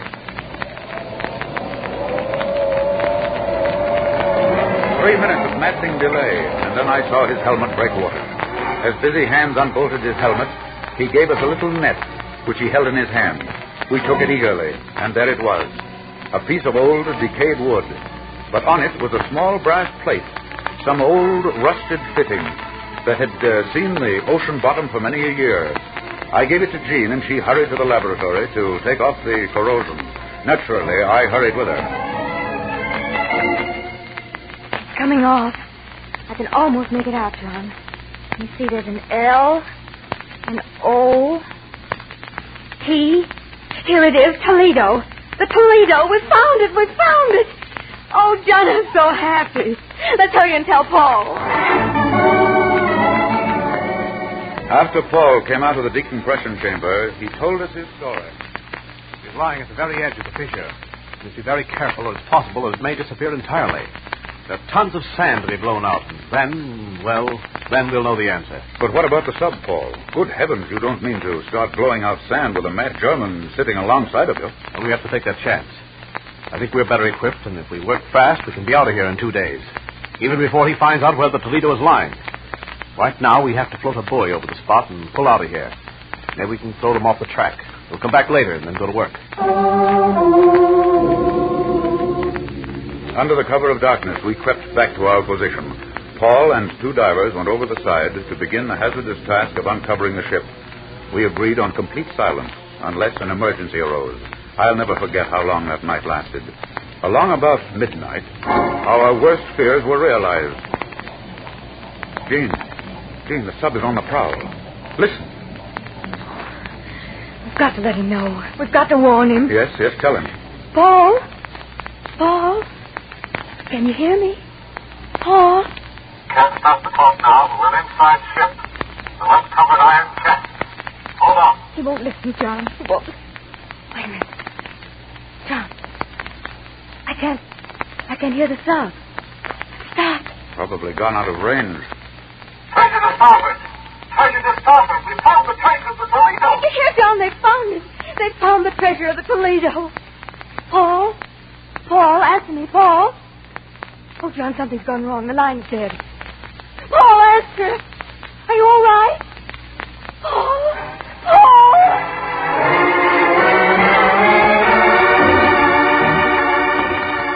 5 interminable minutes dragged by on leaden feet. Not a sound came from Paul or from the divers down there with him. What had happened? How could we know? Then... They came out the escape hatch. That's all right. Take this phone, John. Don't stop listening for a moment. Jean ran the length of the ship and disappeared. Paul's position was most precarious. We couldn't drop a depth charge. We couldn't do anything to help. I kept trying to reach Paul on the phone, but the line was apparently dead. Out of the corner of my eye, I saw a diving helmet disappear over the side of our ship. I looked round for Jean. She was gone. And then I realized, too late, that I gave the earphones to a sailor and ran down the deck. Who was that? Went over the side just now. That was Miss Medford, sir. She insisted on going down. You fool! Why did you let her do that? Well, she said she was the only one who knew how to detonate the underwater bomb, sir. So that was it. Little Jean Medford going down to lick the sub crew single-handed. What a fool. What a brave, glorious little fool. I prayed as I had never prayed before. Everyone aboard leaned over the side of the ship, silently, looking down into the dark blue of the water. What was happening down there? Then, 200 yards off our stern, we saw an oil slick spread on the surface. She'd done it.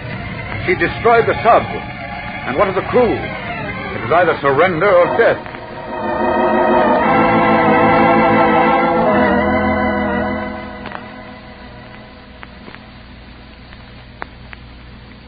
Later, Paul told us the story. We saw them coming at us just after we'd uncovered the treasure. They had special equipment, compressed air helmets without airlines attached. They held long steel pikes in their hands. In the glow of our lights, we could see the outline of the sub. I thought sure it was curtains, till I saw someone sneak up to the sub and drop something down the escape hatch. The explosion knocked us all flat. Then I looked around. I saw the sub roll on its side, and the Toledo, well, she had entirely disappeared. The blast had sent it tumbling down the fissure. The treasure went with it. And the Germans? For all I know, they're still walking back to land.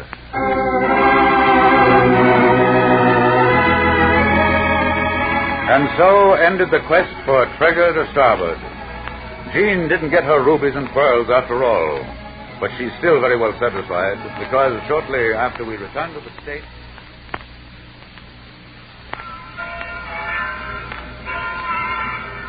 And do you, Jean Medford, take this man to be your lawful wedded husband, through sickness and in health, for richer or for poorer, until death do you part? I do. Then by virtue of the authority vested in me, I pronounce you man and wife. Darling. Well, I did manage to get one diamond anyway, didn't I, dearest?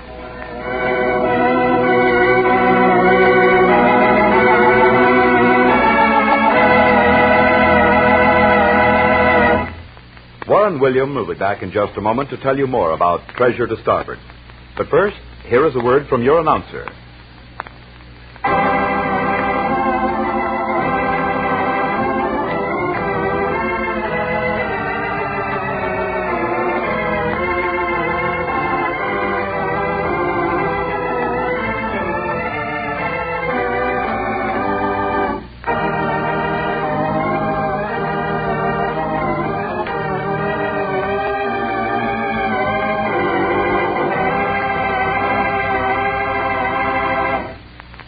here again is Warren Williams.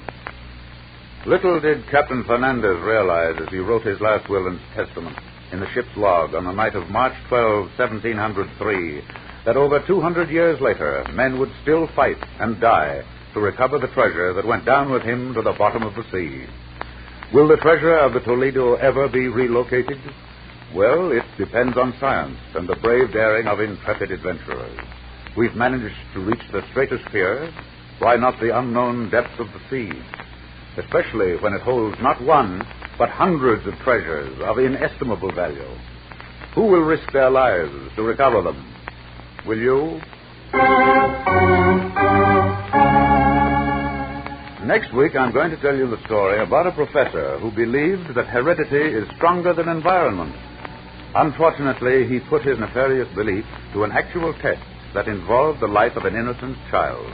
In order to prove his point to a doubting scientific world, the professor married a woman in whose veins coursed criminal blood for many generations. From this unholy union, a child was born to be reared as a lady. But from the very first, strange signs of bad blood cropped up in the child. What happened to her? Well, listen next week to the story we call One Shining Hour. This is Warren Williams inviting you to listen again next week. Strange Wills is written by Ken Crepine and directed by Albert Ulrich. This is a Teleways feature produced in Hollywood.